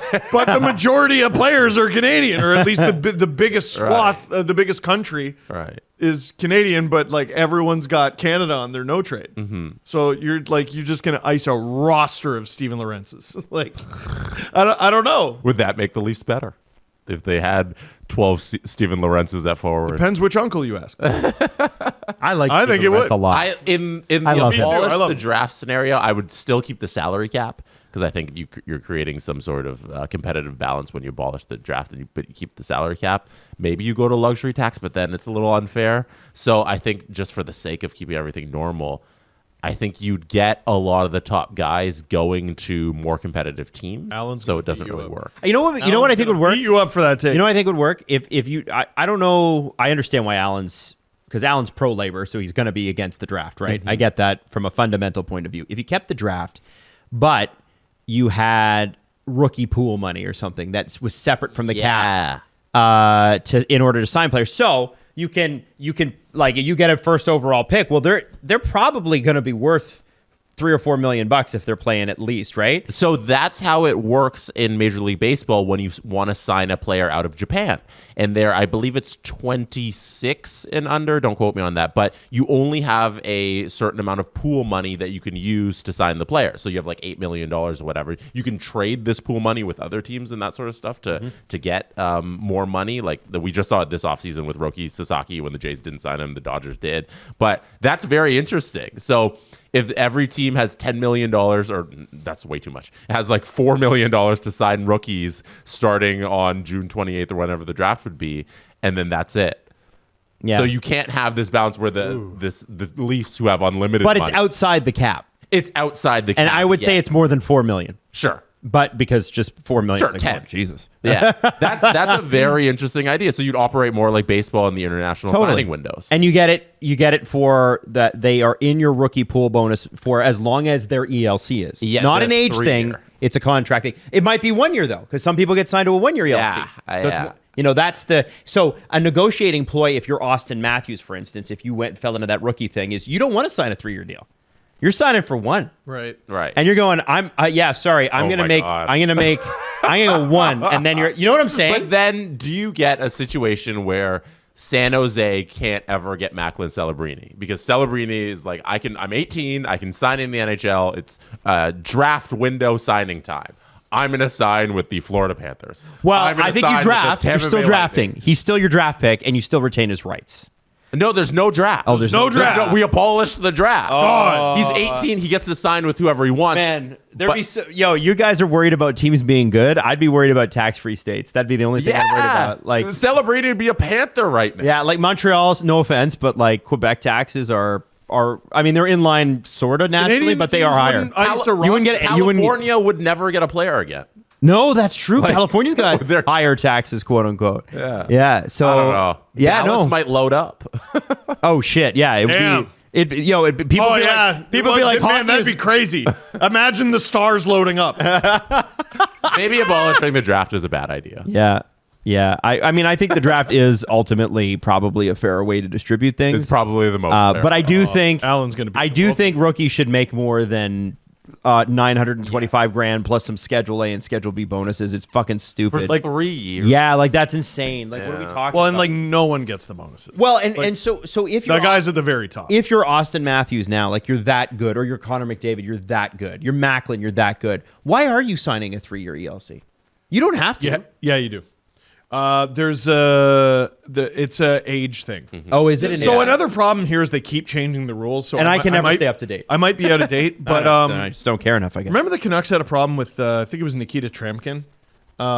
They tried to sign him to a 3-year ELC. Yep. And the league had to be like, that's literally against our rules. You can't do that. Right. I do remember that. Yep. Yeah. They had to be 2 or 1 or whatever. I don't remember. The rule is for players aged 18 to 21, entry level contracts must be for 3 years. For players 22 to 23, entry level contracts must be for 2 years, and then any player 24 plus There's some other rules.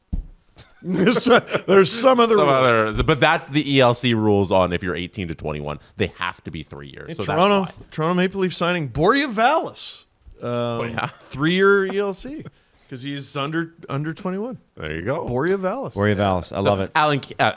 Adam, can you do me a favor the next time you're talking to Alan? I am wearing a black shirt like Alan does. On Agent Provocateur, can you bring up this topic again? Yeah, of I course. think it'd be fun to hear his thoughts on abolishing the draft. I absolutely want to. Okay, I absolutely thank you. Now, on to a bit of a more serious topic, and this is one that whenever we approach topics like this, we try to be as sensitive as possible. And it has to do with a published report yesterday by Scott Powers of The Athletic. Oilers GM Stan Bowman files to quash subpoena in John Doe versus Blackhawks lawsuit. Steve, you really wanted to comment on this because there's a lot happening here, and the context of this topic, as unpleasant as it is in the sport, is going to hit center stage, not because of the Blackhawks situation, but because of the Team Canada situation. And that kicks off, I believe, April 25th. Very soon. And so basically throughout the playoffs, we're going to be talking about playoffs and this trial. Yeah, well, and then the Stan Bowman thing is another thing. Adam, I want to thank you because here's how this happens sometimes. There's a topic comes up and I go, Adam, I want to talk about this. And other times I go, Adam, I want to take this person to the fucking woodshed. And Adam goes, well, let's talk about this like grown-ups because I need to be reminded sometimes. And, we know lawyers. Yes. Cabal of lawyers. I married into a firm, essentially. Yes. And so the question that was asked is, why would someone do this? What did he do? So Stan Bowman, here's my number one pet peeve with the Chicago Blackhawks story. Okay. Everyone thinks that the Jenner and Block report that came out a few years ago and the settlement with Kyle Beach was the end of it. That was just a review. That wasn't the end of it. Mm-hmm. It's not Kyle Beach wasn't the only person involved. There are many people involved. There was a high school student that was sexually assaulted by Brad Aldrich. Mm-hmm. He went to prison for it. As far as I know, that's the only criminal conviction in this story. But there are multiple victims. There's Kyle Beach. There's the high school student who is now a grown man. Mm-hmm. And there's this new Blackhawks player, Black Ace, who we don't know their identity. Stan Bowman has the opportunity to help in the is it investigation? I think investigation is the wrong word. Well, this is a civil lawsuit, right? So This is not criminal. Yes. But the lawsuit is for basically not reporting this properly. And remember, the way it all happened was this report was brought to Chicago management. John McDonough, Stan Bowman, Kevin Cheveldayoff, Mark Bergevin, Joel Quenneville. Yep. Although Chevy says he wasn't there. Bergevin says he didn't. There was some weird stuff with Bergevin. I don't remember the exact. But the reality was that John McDonough, who's no longer with the Blackhawks, was known as a really not great guy to work for. People were terrified of him. And what he said in the middle of the playoffs when this happened, he said, let me handle it. You guys focus on the hockey thing. And then he proceeded to do nothing. Right. And that's what happened. So when Stan Bowman resigned from the Blackhawks, it was one of the most bizarre things ever. Because what I remember from the release of the Jenner and Block report is the Chicago Blackhawks going out of their way to praise this man who did such a bad job he quit. Mm-hmm. He did such a bad job handling everything in the Brad Aldrich saga, whatever you want to call it, that he paid for it with his job. He resigned. And they praised him for saying how helpful he was throughout the Jenner and Block investigation. Who praised him? The Blackhawks did. The Wirtz family. Okay. So now here we are. The story isn't over. And this is the bizarre thing about the story. The story is not over It's still in civil proceedings, but after resigning, he's gotten his job back. Well, not with the Blackhawks, but the NHL reinstated him. The Oilers hired him. He's back in the league. And everyone talked about he's done the work. He's done the work. He's done the work. Stan Bowman and the people around him used a lot of people in the media. And some people were far too eager to be used by him in this weird little PR propaganda campaign about what a great sunshine and rainbows wonderful person Stan Bowman is. Why? He finally understands, right? Why? You'd have to ask them. I don't No. Why do you say that?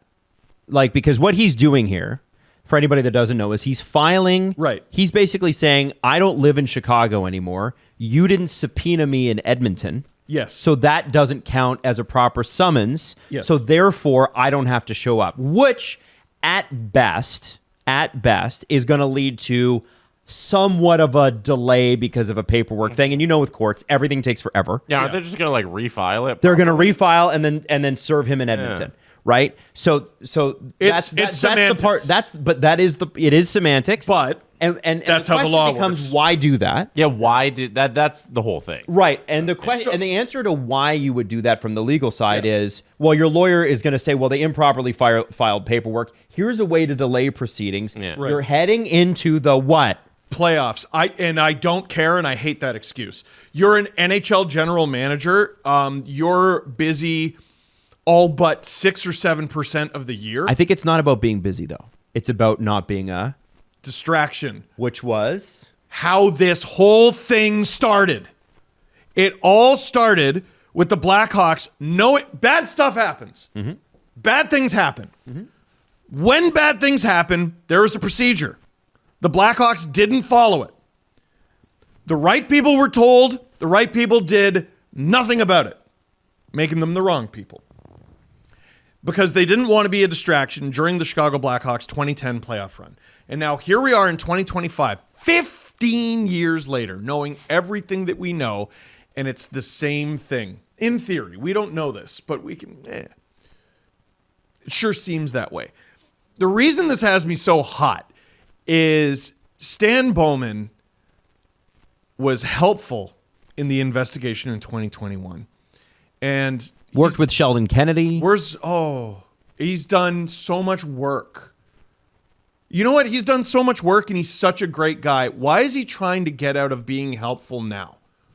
Why isn't he moving heaven and earth to make sure his testimony and his story and his interpretation of events and his recollection of events? Why isn't he moving heaven and earth if he's such a great, reformed, I get it now, eureka, hallelujah guy? Why, if he's that person, is he trying to get out of a subpoena that could help someone who says they're a victim? It's because he probably doesn't want to be deposed, and they're in negotiations to settle right now. Now, I am not disagreeing with you. I'm just telling you, probably from the legal side of it, is this person is seeking financial compensation. The Blackhawks and whoever else was named in this report are probably negotiating with them, because if this goes to court, then everything's public. If you sit for a deposition, as we saw during the concussion lawsuits, sometimes they're either put out there publicly because those are the state rules and every state has different rules, or they get leaked. And that's before they even reach trial. If they reach trial, all that shit becomes, they use that in the trial, those things. So. But Adam, getting this right is important to him. So if he's deposed, it could raise other issues that maybe we didn't know about that were kept quiet. Oh, no. What, is he going to pay for it with his job in Edmonton? Because maybe he should have never been hired in the first place. The NHL was too happy to get rid of this thing and be done with it before it was even done. Well, they would tell you it is done. Civil lawsuits, they can't control when those are filed. And I would say, now speak to me like a human being.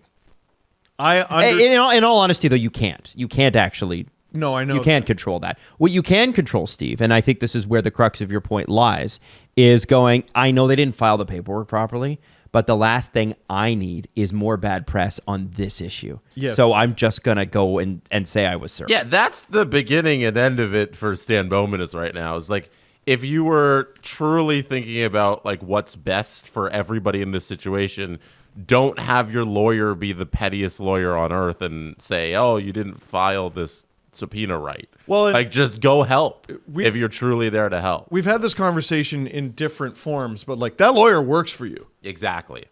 And you know, I don't have a ton of experience with lawyers, but they don't do a ton without asking. Mm-hmm. So my guess is, hey, so here's what I can do for you, and you tell them yes or no. Mm-hmm.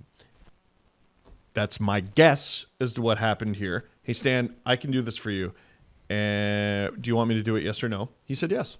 Yeah, and I believe I'm going to guess here. I think he said yes to something like that because he still does not recognize what doing these things mean. And I don't know if everything he's gone through has taught him a whole bunch based on his actions in this one specific scenario. Now, people will chalk this up to legal maneuvering. And what it does do is they'll say, well, it gives them a couple extra weeks to negotiate because this is going to take a couple of weeks to rectify. So he might just get out of it altogether. No, well, I think likely that was probably where it was headed anyway. Very likely they settle this. And they settled you with hear, Cowby. Yeah, and you hear nothing. Yeah. Just like with the high school student in Michigan. Right. This is where, if you're Stan, if you're trying to, because he doesn't want to relitigate this. He doesn't want to go back through this. And you know what? I can't say I blame him for not wanting to do it, but that's not a choice you get to make anymore. You're in this. You owe this person. Your absolute best to do right by this person. There's still work to do. He's done the work. Yeah, man. The job's not done. What do you mean you've done the work? Job's not done. Right. What are you talking about? Yep. I agree with that. Yeah, it feels like Stan Bowman thought like, oh, everything's all done. Like I can move on. I'm a GM again. I got back into the league. I did all the work, but like it's never over. And I don't think he recognizes that based on this action. So, with all that said, Steve. Yes. This rankles you because this is a very easily rectified situation, right? Just tell your story, man. You did it once. Right.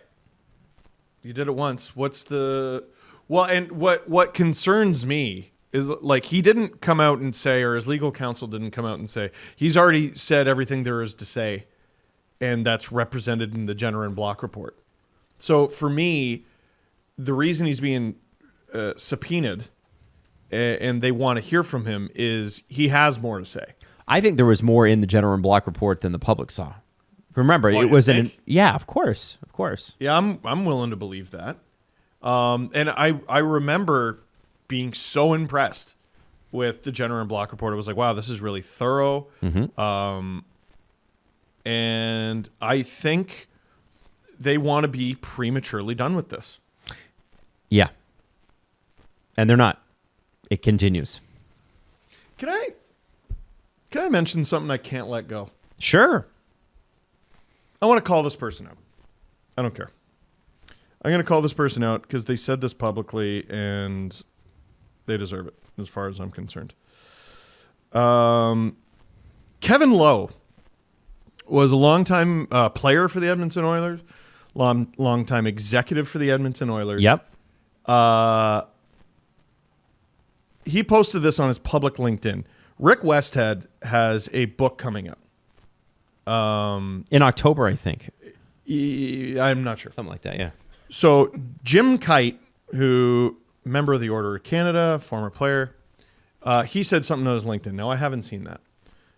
But I don't get the impression he's a huge Rick Westhead fan. Here's what Kevin Lowe said on his public LinkedIn. Go ahead and find it. Jim Kite, well said. Thanks for highlighting Rick Westhead's unfair portrayal of hockey and his mixed characterization of hockey culture. Like many who take issue with the sport, I can't help but wonder if he was cut from a team or didn't get enough ice time when he played. Given his track record of sensationalism in recent years, he posted this like 2 weeks ago, I see no chance that his book will offer a balanced perspective. As you astutely pointed out, good news doesn't drive clicks or viewership. That's what the Beach Saga was all about. That's what this was all about, Kevin. Yeah, good job. You're a smart guy. Holy fuck. You're in the league for how long? Jesus Christ.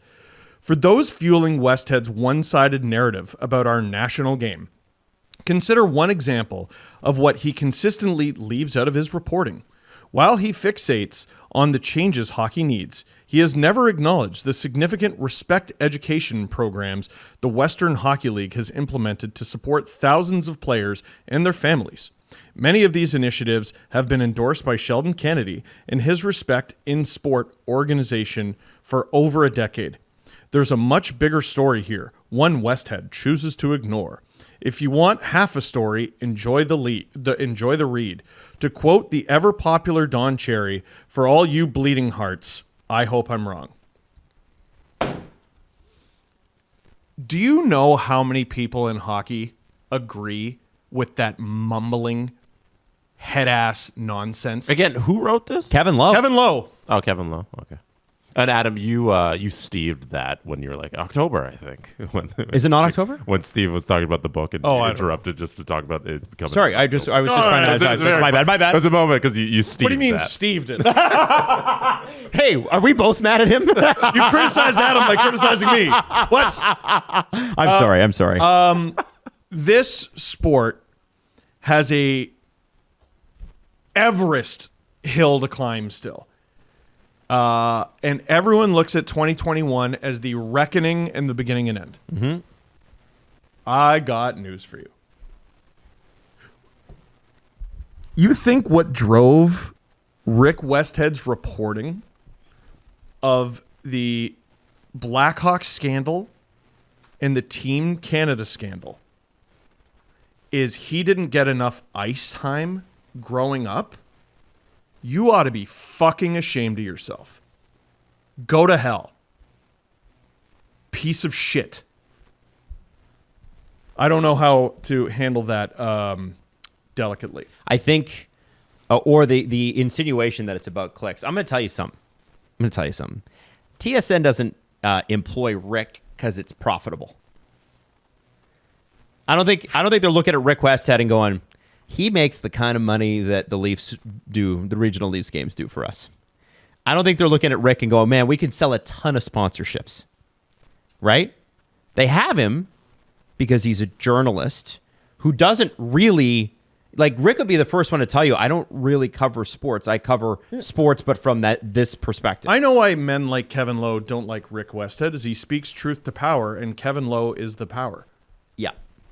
And for you're the boot. What Kevin doesn't what Kevin doesn't seem to understand in this situation is that all of the things that, he lists the WHL thing, all of the education programs, yeah, that's all awesome. That's great. Mm-hmm. That is what it should be. Mm-hmm. And we should also expose these stories.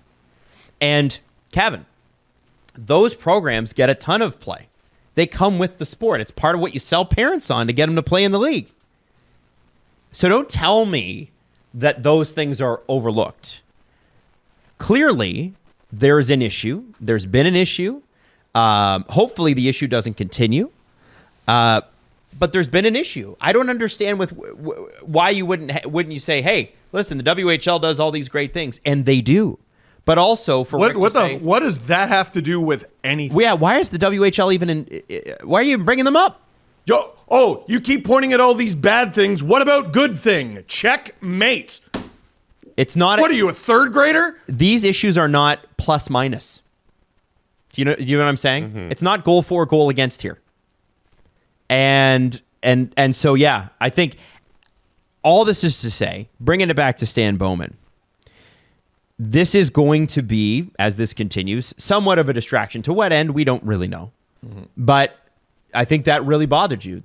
And I don't blame you at all. I'm giving you, by the way, I just want to say, when I give the legal side of it, it's only because, hey, here's a base understanding of what this is. It's not like I'm like, you know what? Let's Stan Bowman off the thing. I'm not trying to develop sources with Stan Bowman. I'm not trying to defend Stan Bowman. I do want people to understand that.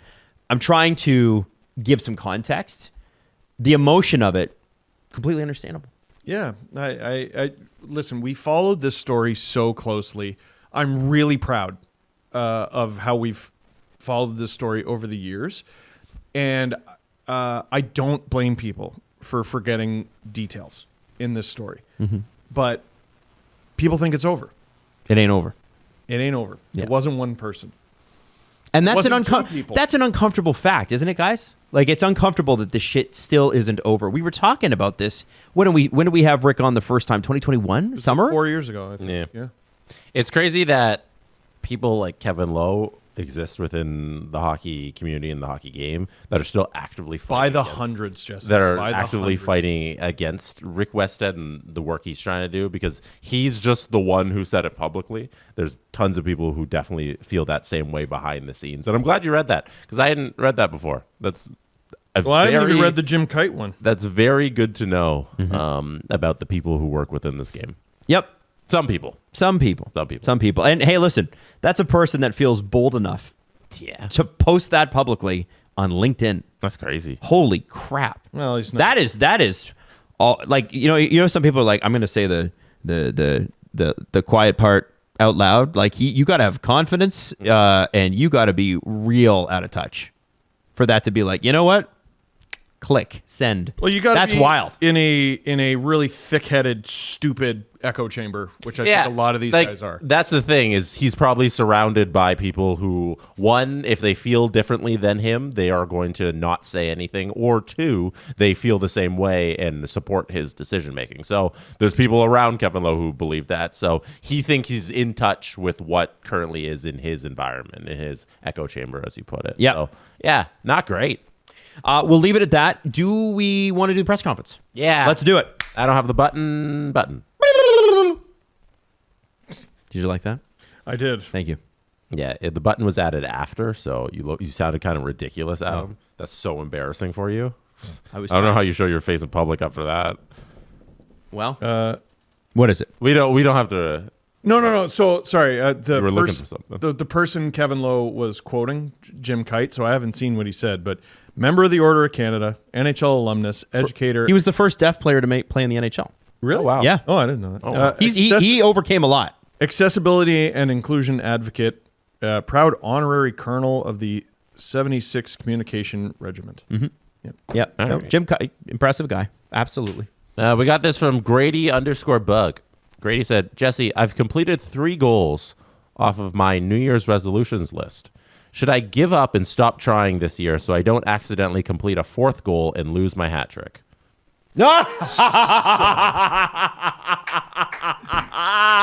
That's a good one. Someone came up to us at the London event and they're like, you know Jesse's hat trick thing?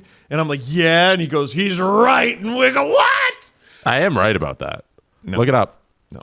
Look it up. There's another name for when you score 4 goals, like a Texas hat trick or something. Like a 3 goals is defined as, or a hat trick is defined as scoring 3 goals. Once you get 4, it's done. Why is everything got to be, like, everything big has to be technical? Grady also, you should give up. Yeah, you don't want to lose that 3 goals you've already accomplished. So give up your 4th goal and you will still accomplish your 3 goals. If he Well wants done. to score an Ontario hat trick. That's a 4-goal hat trick. We're going with big. Go Why? with big. Why? Because it's 25% more. It's just hey, oh, I'm just saying. Hey. saying. Oh. All right. We had this one from Doug2. Does Dustin Wolf deserve any Hart Trophy votes if the Flames make the playoffs? he's not gonna, because like the Hart to get Hart votes, you got to be considered one of the top 5 players in the NHL this season. It's not crazy. I don't think it's crazy either. I'm with you. It's not crazy, and it's crazy because like some people. We have a truly exceptional rookie class, and I don't think people are getting it. Because you got Celebrini and Michkov, who are on the periphery of the conversation. Then there's Lane Hudson, who's going to crack 50 points as a rookie defenseman. Psycho stuff. But then you have Dustin Wolf, who is dragging the Flames to the playoffs. Yeah. Him and Nazem Kadri. He's been a top 5 goalie in the NHL this season. Yeah. Yeah. So a question that was posed before that in the Discord server for the press conference questions was, who's your pick for Calder and why is it Wolf? And they provide some numbers on what the Flames are doing so far this season that justify Dustin Wolf getting the Calder trophy. So they quoted a tweet from @InTheDomePod.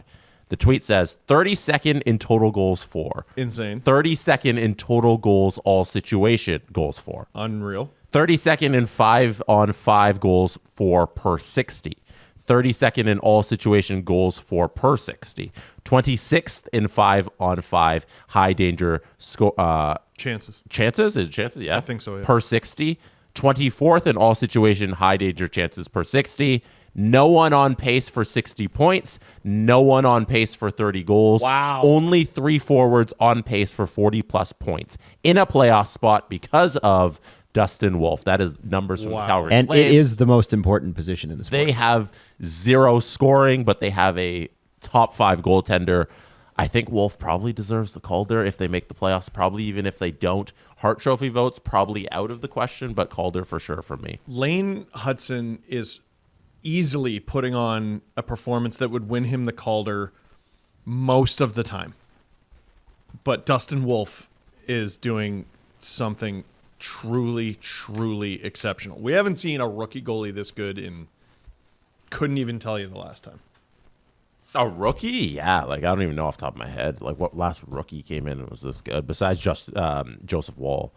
I want to say Jim the Net Detective Carey won the Calder and the Vezina 1 year, which is insane. He's not winning the Vezina.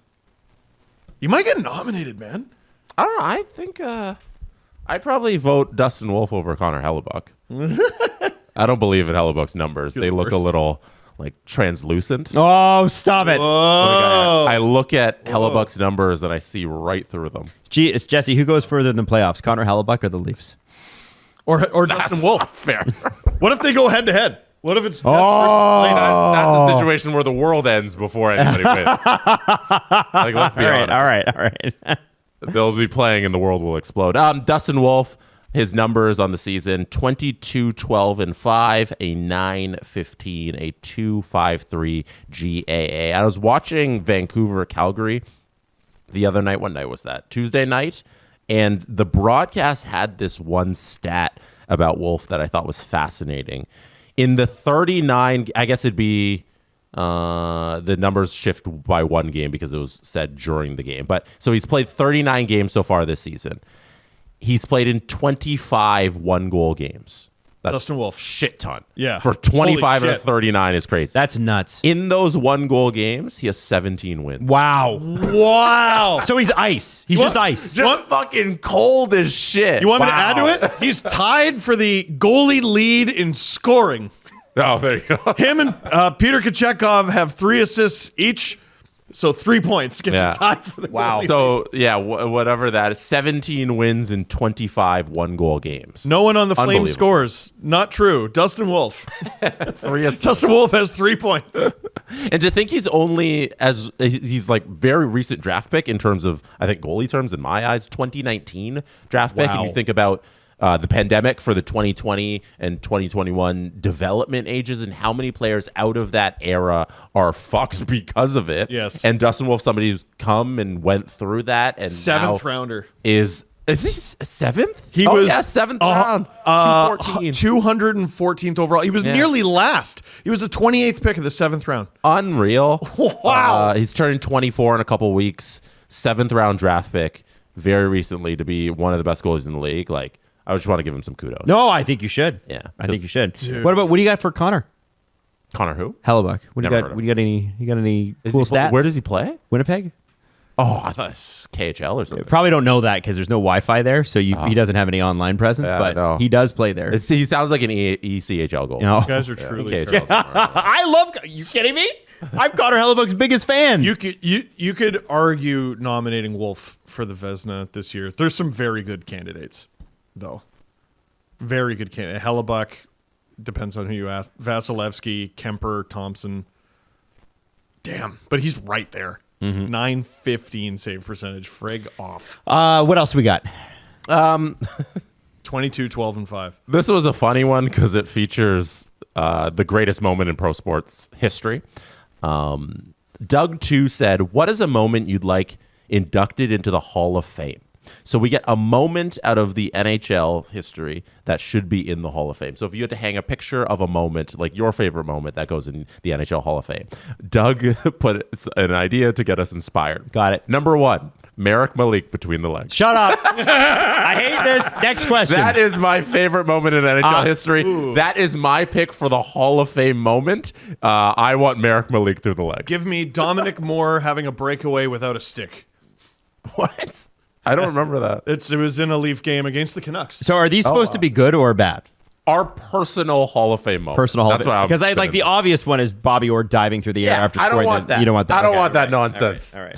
That's Sorry, probably Boston. that's I already tried. in the hall. Okay. Your personal Hall of Fame moment. That's a damn good question. Yeah, next question. Ovechkin hitting 50 goals with a hat trick in the second last game of the season, and then signing autographs in the concourse as a healthy scratch the next game. I'll give you Ovechkin, but that over-the-head goal that he scored in his rookie, Yeah! that is Yeah. that's a Hall of Fame moment. It's If there were still the moments. greatest goal he's ever scored. Funny enough, Doug had that as one of the ones to get inspired by. So Yeah, there you go. that's a good one. I really like that one. Doug also wrote Sean Avery screening Brodeur. Oh, You you know what? There should be a Hall of Infamy. Yeah. Like that literally got rules changed. Yeah. It changed the NHL rules forever. Inducted into the Roger Nielsen wing. Yeah. He's responsible for like half the rules in the league. this. Yeah, just I love that. Any Still love others? that. Steve, you got some, I assume, in your back of your mind. Pavel Datsyuk making two guys hit each other. He deked them so bad. You could easily have a Pavel Datsyuk wing. Yeah. I assume. Who's what's the KHL team with the big A as the logo, the big red A? Is that off? Automobilist? Yeah, he was on the the He's KHL. still playing? No, he was. I think he's a part of their management group or something. But he was at their game and he had their hat on and everything. I was like, oh, there he is, Pavel. Avto. Interesting. yeah. Yannick Perreault's face-off percentage. Yeah, outrageous. That's got to be there. Face-off. Dave Steckles. Face-off percentage, dude. Do you include fights? I think if you're talking about Hall of Infamy, absolutely. Like Ron Hextall, Felix Potvin. Oh, you know what? Yes. John Tortorella trying to fight. Who did he try and fight? I mean, he came out of the locker room. Oh! He tried to get into Oh, it was the Calgary coach. The Calgary coach. Bill Peters? He literally No, tried to it wasn't fight him. Bill- It wasn't Bill Peters. He tried to fight him in Mike the Yeo? hallway. No. Mike. No. It's Glenn further back Glutzen? than No. that. No, it's further back. God damn. How many You're coaches have they naming had? like almost every other coach from that era except the one. Oh, no. The guy who used to coach Colorado. What's his name? The French. I know, he's Francophone. Francophone. Bob Hartley? Not Bob Hartley. Is it Bob Hartley? I think it was Bob Hartley. Why did I think he was Francophone? Maybe he is. I don't know. He is. Is he? He's allowed to have that name. Is I he? think his name is Bob Hartley. Yeah, it's Bob Hartley. Oh, okay, good. Let me Yeah. Yeah, it was. 11 years ago. And he's from Hawkesbury. Goodness. No. I was working that night at CBC. That was a friggin' insane. Here's the, you can throw that up, Matty. There's torts down there. I love that Right, Yuri Hudler's just in there like, I'm not going to do much here, but I'm just going to stand. Look at him. He's like, I just want to go sit down. John Tortorella tried to take on the entire Look at Calgary staging. Flames. Yeah, stage is He's like, gonna hey this. He's like, don't worry, fellas, I got it under control. Is I think that's got to go in the hall. that a very Ah, confused great. Giordano next to him? I think it is. who's the big guy? Joel Colburn. No. That's Joel Colburn. Wow. After the Leafs traded him. Yeah. I can't believe it was that long. It was one of my favorite nights at CBC. You were working at CBC when this happened? I was working. Jeez. I think I was alone in the room. And what was great is no one knew. No one knew because it happened in a tunnel. Fans don't see this. The only people who would have seen it are people who had access to this camera, Right. which was us and like no one else. It was like the broadcast truck and like a few people back at the studio, me being one of the few people. And PJ Stock behind the scenes was losing his mind. And they were in commercial break when it happened. And I was like, oh my God, when we return and people see this footage for the first time, they're going to lose their friggin' mind. And I remember just having my Twitter at the ready, like, ooh. Yeah, I knew about it before anyone else did. And people lost it. Like, did Torts get to coach the rest of the game? I don't remember. I don't know the details of the fallout. He was promptly suspended. I know that much. Yeah, as he should be.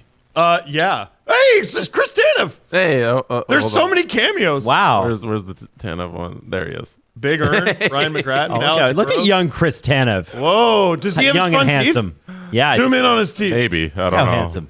How handsome. Yeah, there's Tanny. Dude, Tanner. what a crazy night. Yeah, that's got to be in there. The Hall of Infamy. Yeah, that one goes in. Yeah. Anyone else you can think of? Have another donut. That's got to be in the Hall Yeah, of who? What's Infamy. his name? Jim. I don't. What was his name? Big tall guy. Yelling at Pat Burns, wasn't it? No, he's yelling at the ref. Oh, Pat Burns yelling at the other coach, though, whatever that was. I got the two things confused. Yeah. No, it was good. Have another donut. Yeah, no, I love that. We should get in a certain Edmonton writer talking about Corsi. We should do that one. Oh God, which one? There's so many to pick from. Is it Spectres? Expected by whom? Oh, no, that's Harrington. Oh, is that From Mike Buffalo. Harrington? Yeah, that was Oh, I Harrington. thought- And I'm pretty sure the Buffalo podcast, isn't there a Buffalo podcast or a Detroit one called Expected by Whom? Expected by whom? I'm pretty sure they named it after that. It was I'm so sorry, funny. Mark Spector. Yeah, I no, assume no, you- Mark. I assume you hate Corsi, but that Yeah, wasn't you. Specs had some wild takes, but I don't think it was that. We should get Expected by whom should go in the Hall of Fame, Well, now we're getting into the hockey Twitter Hall of Fame. and which is a great collection of moments. There should be a book. Like, why is there not a coffee table book? Boom. $1 million idea. The best early morning moments from hockey Twitter. Just Yeah, written by outrageous. Pete Blackburn. Yeah, Pete would have. Pete would- He's could got write those a on like book. speed dial, whatever, man. He's amazing with that. Forward by Greg Wyshynski. Yes. Oh, Greg would be. You'd have to talk to him Yeah. first. Yeah. Just an entire 50-page chapter called Tweets That Almost Got Me Beat Up. Yeah, how many death threat level tweets do you think Greg has published? Like legit death threats. Well, Can we have him on and ask Greg, him? that's your story to tell. Yeah, in the book. In the book. That's in the right. book. Does just a selfie for now make the? Oh, no. Does that make the Hall of Fame? Jesse, I assure you I don't know what tweet you're talking about. Jesse, if that tweet ever existed, and I don't think it did, Nope. Couldn't have. couldn't have. It's have. all alleged. I would imagine it would be the cover. Oh no! I don't know. Put that on the cover. Oh, that'd be like no. making a hat that says Tetas. Hey, your VIP episode, speaking of tetas, talking about the Texas Rangers' terrible hat, is out, and you should check it out. It's actually a really funny episode. Sometimes I wonder, like, again, I say it on the show, but like, there are no actual adults. No. Like anybody who says, "Oh, like." There's some people that are like super, there really isn't. Mm-hmm. They're not that smart. They're not. And you'll see and find out why on the VIP episode. So we're going to wrap for today. We got one last thing to do. We're not going to wrap. We'll never wrap. asked We'll me be to here do this. tomorrow. We have guests waiting outside our studio. Adam literally is like, "Hey, do this on the show." You're never going to wrap. and then he forgets about it. And then we never get to it. So I have to force these things into the show. Get it. So Adam wanted to bring up this. Oh, yeah. He did not remember. Hammering the apex. So, Drilling Can the you apex. talk about so it? Mike, And explain? a listener of ours donated a race Mike sim, race sim rig, and Jesse got the computer and got the monitor and all the cameras all set up because we didn't have a gaming computer. Now we do.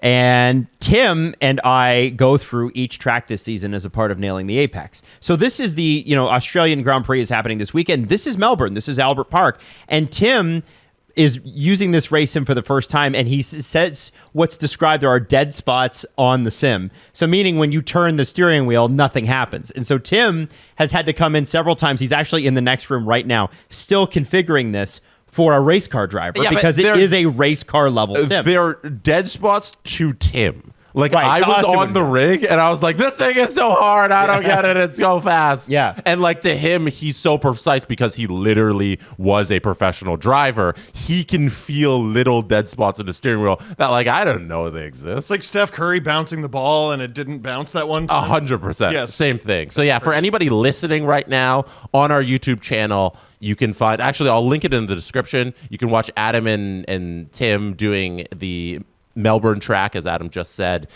in F1 24 EA Sports. And yeah, it's a pretty cool rig, and you get to watch them do it. And we're going to do this each week. So Yeah, click that link and you can watch it. It is going to be fun because Tim goes off the track a few times, and I know how competitive Tim is, and Tim does not like going off track. So it's going to be fun. We're going to do this all season long, and it's a blast. It's actually great. I'm just basically there shit talking him. Yep. He's like, okay, you try it. Like, that was terrible. That was terrible. He's like, so I don't know what it is. When you drive a car and you accelerate, you don't just go slam on the accelerator. But when you get into a race sim, because it's not a car, you go slam on the accelerator. But what happens when you do that in an actual sim is you flip the car around. It just spins right out. Yeah. And there's no traction control. And that thing is so intense that it actually, you can make it like race level. And those cars don't, Indy cars specifically don't have power steering. F1 cars do. But you can guys have broken their hands if they haven't let the steering wheel go in a crash. Good Lord. So that's the level you can have that thing at. We're not doing that. Tim is. But Tim is. Yeah. Yeah, but your forearms Tim knows how to burning work after a fucking car. Now we can wrap it. Yeah. Let's wrap. Yeah, let's wrap it up. So anyway, thank you so much for listening. We love you. Have a great weekend. The Steve Dangle Podcast. Follow the guys on Twitter at Steve_Dangle, at AdamWYLDE, and at Jesse Blake. Connection complete.